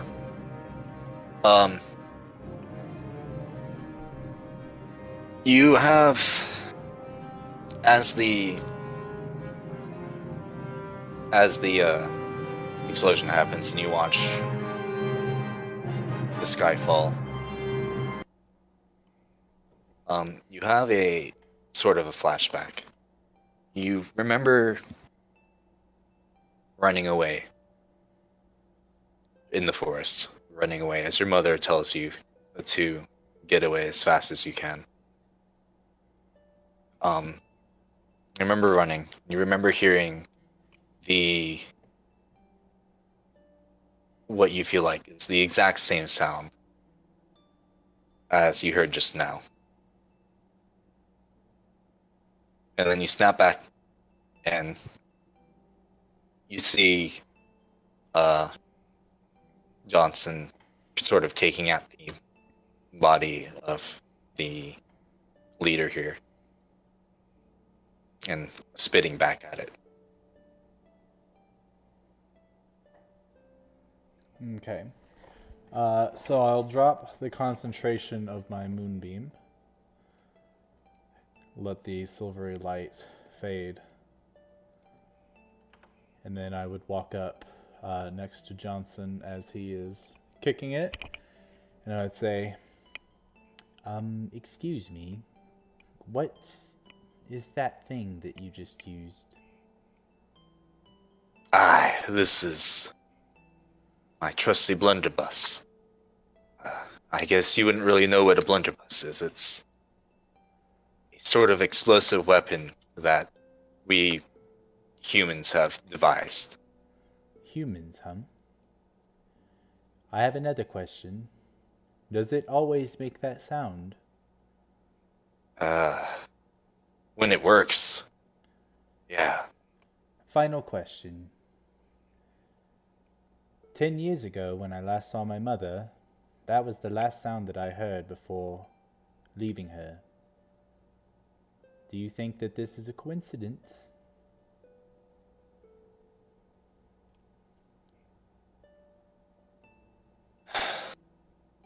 He looks at you and he breathes out the sigh.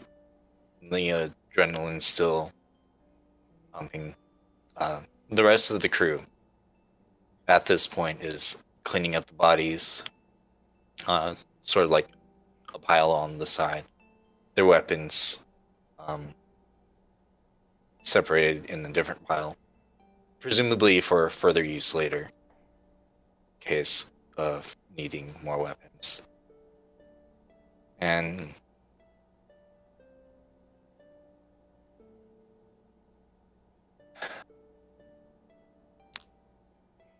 step over here, Nature, if you would. The rest of the crew is just sort of mopping up. A long time ago. 10 years, in fact. I was wandering around, lost. Not really lost, sort of just exploring in the forest. And, well, no. The short end of it, it's not a coincidence. Not just a coincidence. 10 years ago, I did, in fact, shoot at a bear. And it could have been, it probably was your mother. You kind of remind me of, in a way. Do you happen to remember the exact location that this transpired? It's been a while, but yeah, I suppose that I remember. Well, I could find it. if you can show me that place, I can show you the cave that we lived at, and if it is in fact the same location, then you, in fact, are the one that killed my mother.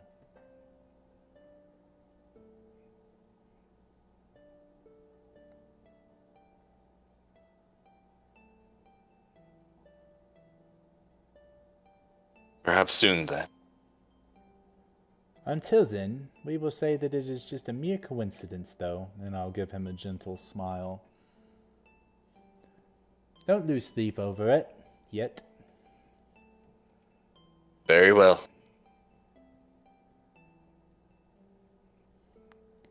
As you're looking him over, you notice that he actually has two more of the blunderbuss strapped to his chest.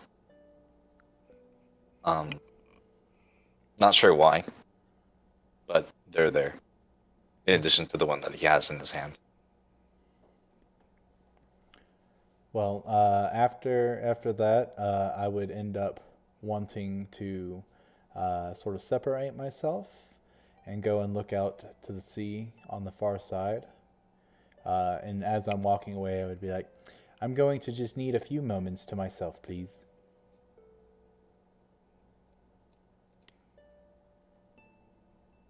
Volothor probably walks up to one of the like nicely charred ones and sees about ripping off one of the arms. Let's see.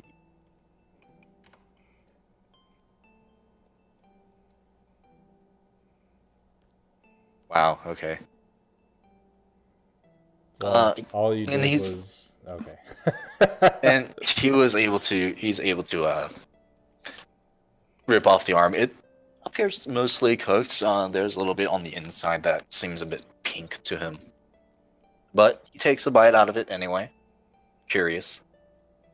And he does find that it does taste not. It tastes a little bit gamey. Let's be honest. It's not like chicken at all, really. While that's happening,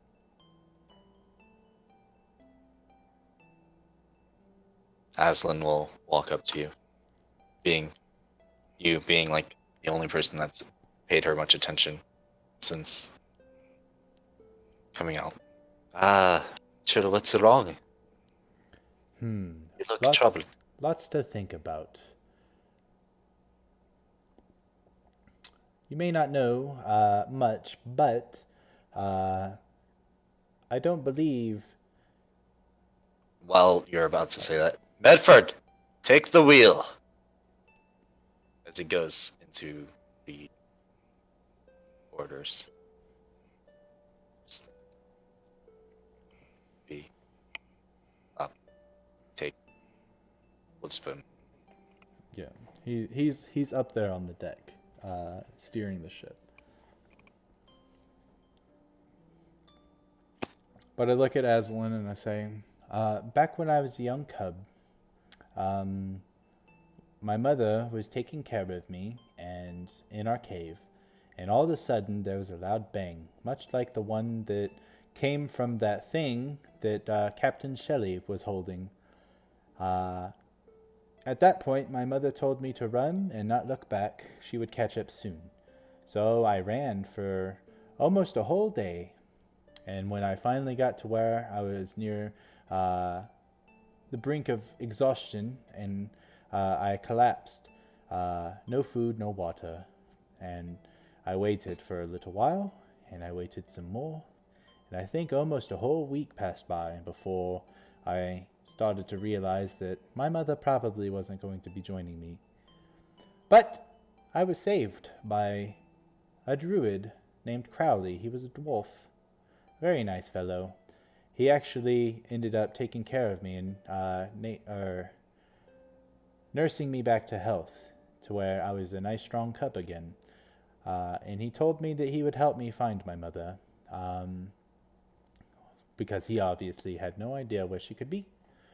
He did say, though, that in light of what had happened, she may have become part of the world tree. If that is the case, then it is confirmed that she is no longer a part of this world, but soon we will go see where exactly Captain Shelley shot this bear that he said he did 10 years ago. More than likely, it is correct. He is the one that killed my mother. But I do not know if I can be angry at him for it. Humans have hunted bears for who knows how long. Bears do not normally eat meat, so we only kill if we have to defend ourselves. So more than likely my mother was trying to kill him to defend me. So I don't know. I just need to think. Well, we could. We could always leave once we land at wherever we're going. Where are we going? Roadwalk? I believe so. I know it's south. We don't have to stay with these people.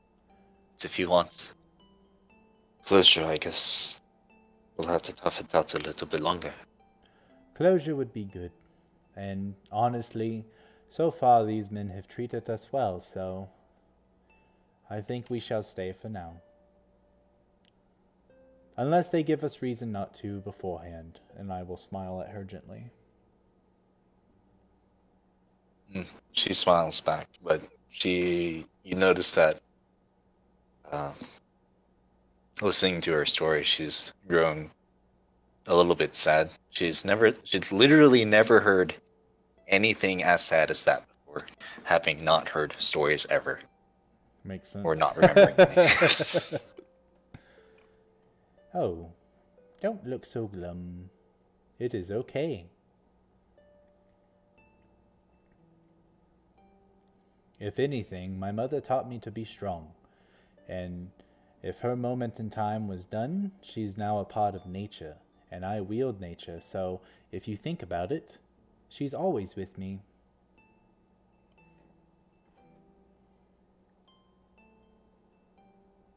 You have a good way of thinking about things. Why, thank you. I just know how nature works. Once we pass from this humanoid form, we just become part of it, so...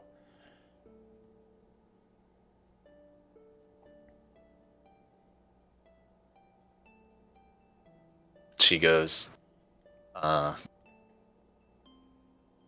back. to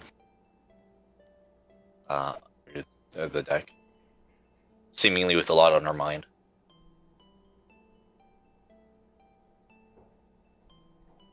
What do you think?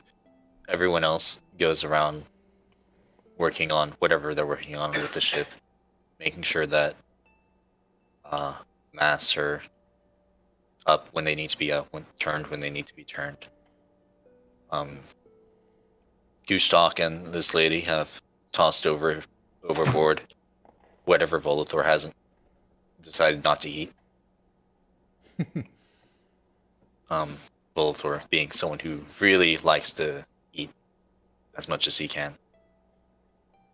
Astley, for his part, has done a good job of keeping the boat from turning too far off course. At some point during that conversation,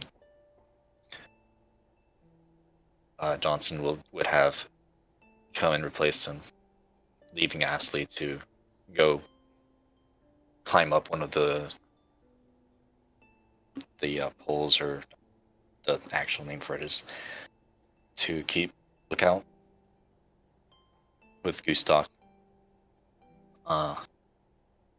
keeping with Johnson to give him a hand with navigation. A few days pass of sailing. You've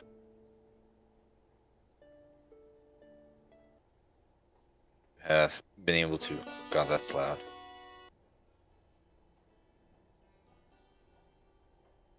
It's quiet.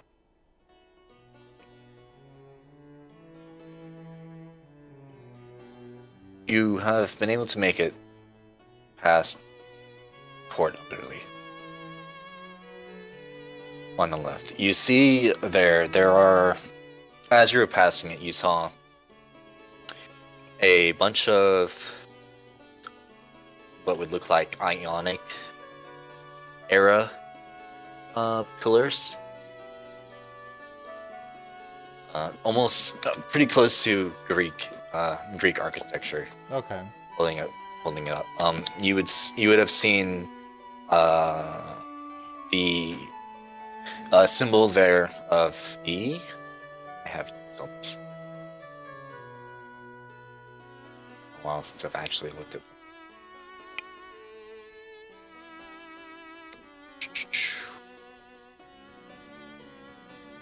I have no idea where they are. You would have seen a symbol of 3 tridents crossing over each other. I think this is correct. It's not. I'll just make something. Oh. 3 tridents crossing over each other like this. Okay. And those are on those pillars? Like on a flag or something? Or They're on a little banners that are adorning the pillars.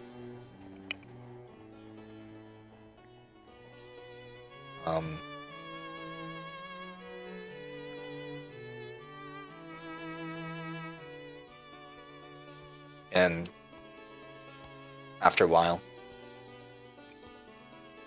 so here's what your path has been right. So you've gone here. Oh my god. You've gone here. This is where you. Well, not really. Like right here is where you ended up fighting the Murph. Yeah. Not too far out. No, don't delete that one. So at this point, a few days after, you are at the end of this line, right? Mm. Just passing Port Umberley. A few hours pass, more towards the end of the day, and about here, they don't bother stopping at Port Umberley for any sort of revision. So you've been able to keep them fairly well fed, with just the good berries. You don't have any left at the end of the day, but you have just enough to keep everyone fed. About here, a little bit while later,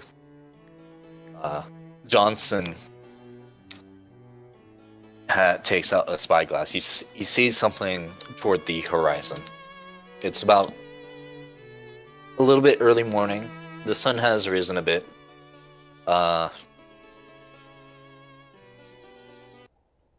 You see him motion Medford over, and he hands him, and you see him hand him the spyglass. Aye, Medford, look over there. And he sees, and he looks. He's like, Captain, that looks like a cargo ship. Hear him say, with your keen bear vision or keen bear ears. I don't think you don't actually have keen hearing, do you? But you have a Keen ludicrously smell. high passive perception. Yeah. If I can see their lips, I can read what they're saying with observant. As long as they're speaking in a language that I know.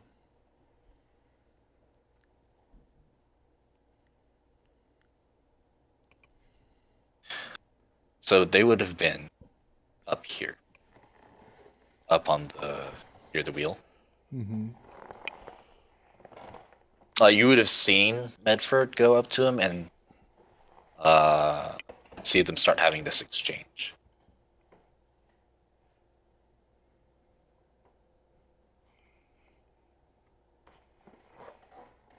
I guess at that point in time, I would probably join them. Nietzsche.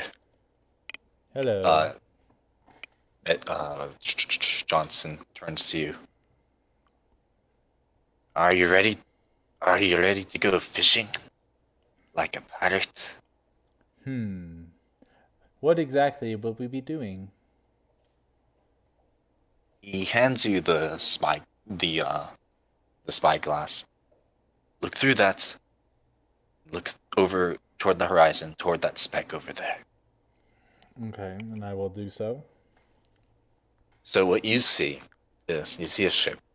It's a little bit bigger than the one you're currently on, as far as you can tell, with your keen bear perception. Actually, go ahead and roll perception, if you would kindly. Yeah, you can definitely tell that it's a little bit bigger than the one you're currently. You see, and you would recognize this from your encounter with the Empire's agents, and having seen that insignia before. But on the flag, you see the same insignia as was worn by those agents that were absconding with Lucius's goods. Oh, it's those Empire fellows that steal things from people.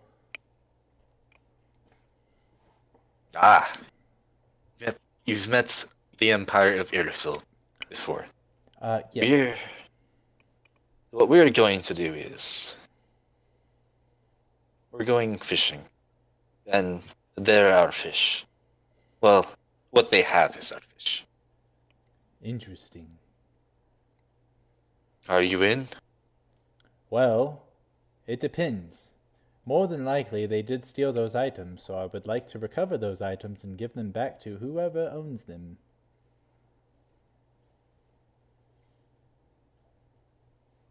That is what fishing's all about, correct? Yeah, sure. Then yes, I'm in.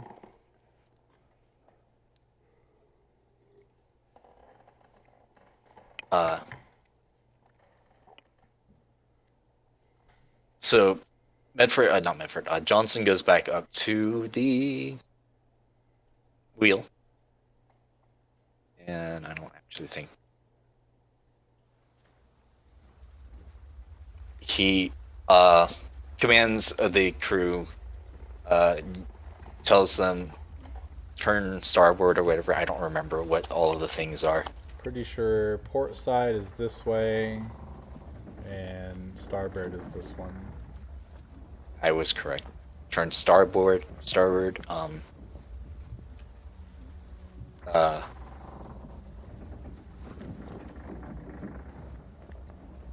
And He yells, "We're going fishing today, lads and lasses." And there is raucous cheering from all 6 people that are familiar with the Johnsons' terminology. Is Gustak one of them? Yes. And is Volathor yes. one of them? Volathor is not one of them. Okay. It is the 4 generic mooks, Yeah. Medford and Goostock. At this point, then, I would go over to Volathor and be like, "So, are you okay with fishing?" Because he asked me, but he didn't ask you. I mean, fishing, you just take a rod and reel in. I don't Meat, believe. right? I don't believe that's the type of fishing these guys do. Well, what did he say? He said that we were going to be fishing the things that that ship had. So, you watch as Voltor's like, he squints his tiny little dragonborn eyes at you. He's like, fishing. And then he's like, there's a spark of recognition as he realizes the gist of what's going on. Ah, fishing. Okay, I understand. So it's Irathil guys, right? It is, and I believe, more than likely, they are doing more harm than good, so I don't have an issue with it. Alright. Sounds good to me, he says. I think Volthor would in fact actually be down with this. Because of how he has acted in the last sessions with with being happy about setting things on fire. Yes. That would make sense to me. Anyway, the Medford goes up. You see him take down the flag, and he doesn't replace it with anything else. And as you guys approach the ship, you come up deck to I don't know what it's called. You come up beside it parallel. One of the mooks has taken the wheel. They're just sort of holding on to it, making sure that they don't turn or anything.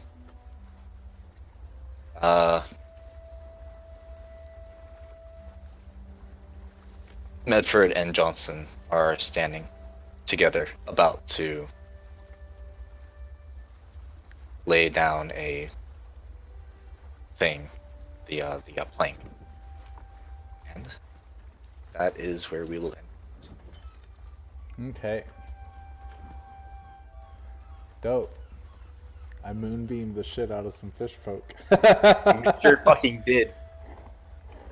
What a You great did. spell. You did exact damage to the one that didn't have who didn't get hit yet.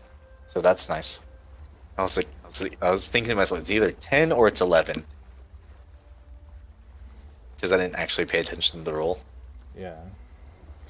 Right on. Let me end my stream real quick and I'll be right back. Alright, hope everyone had a good old time. And until next time, we will see ya. Peace!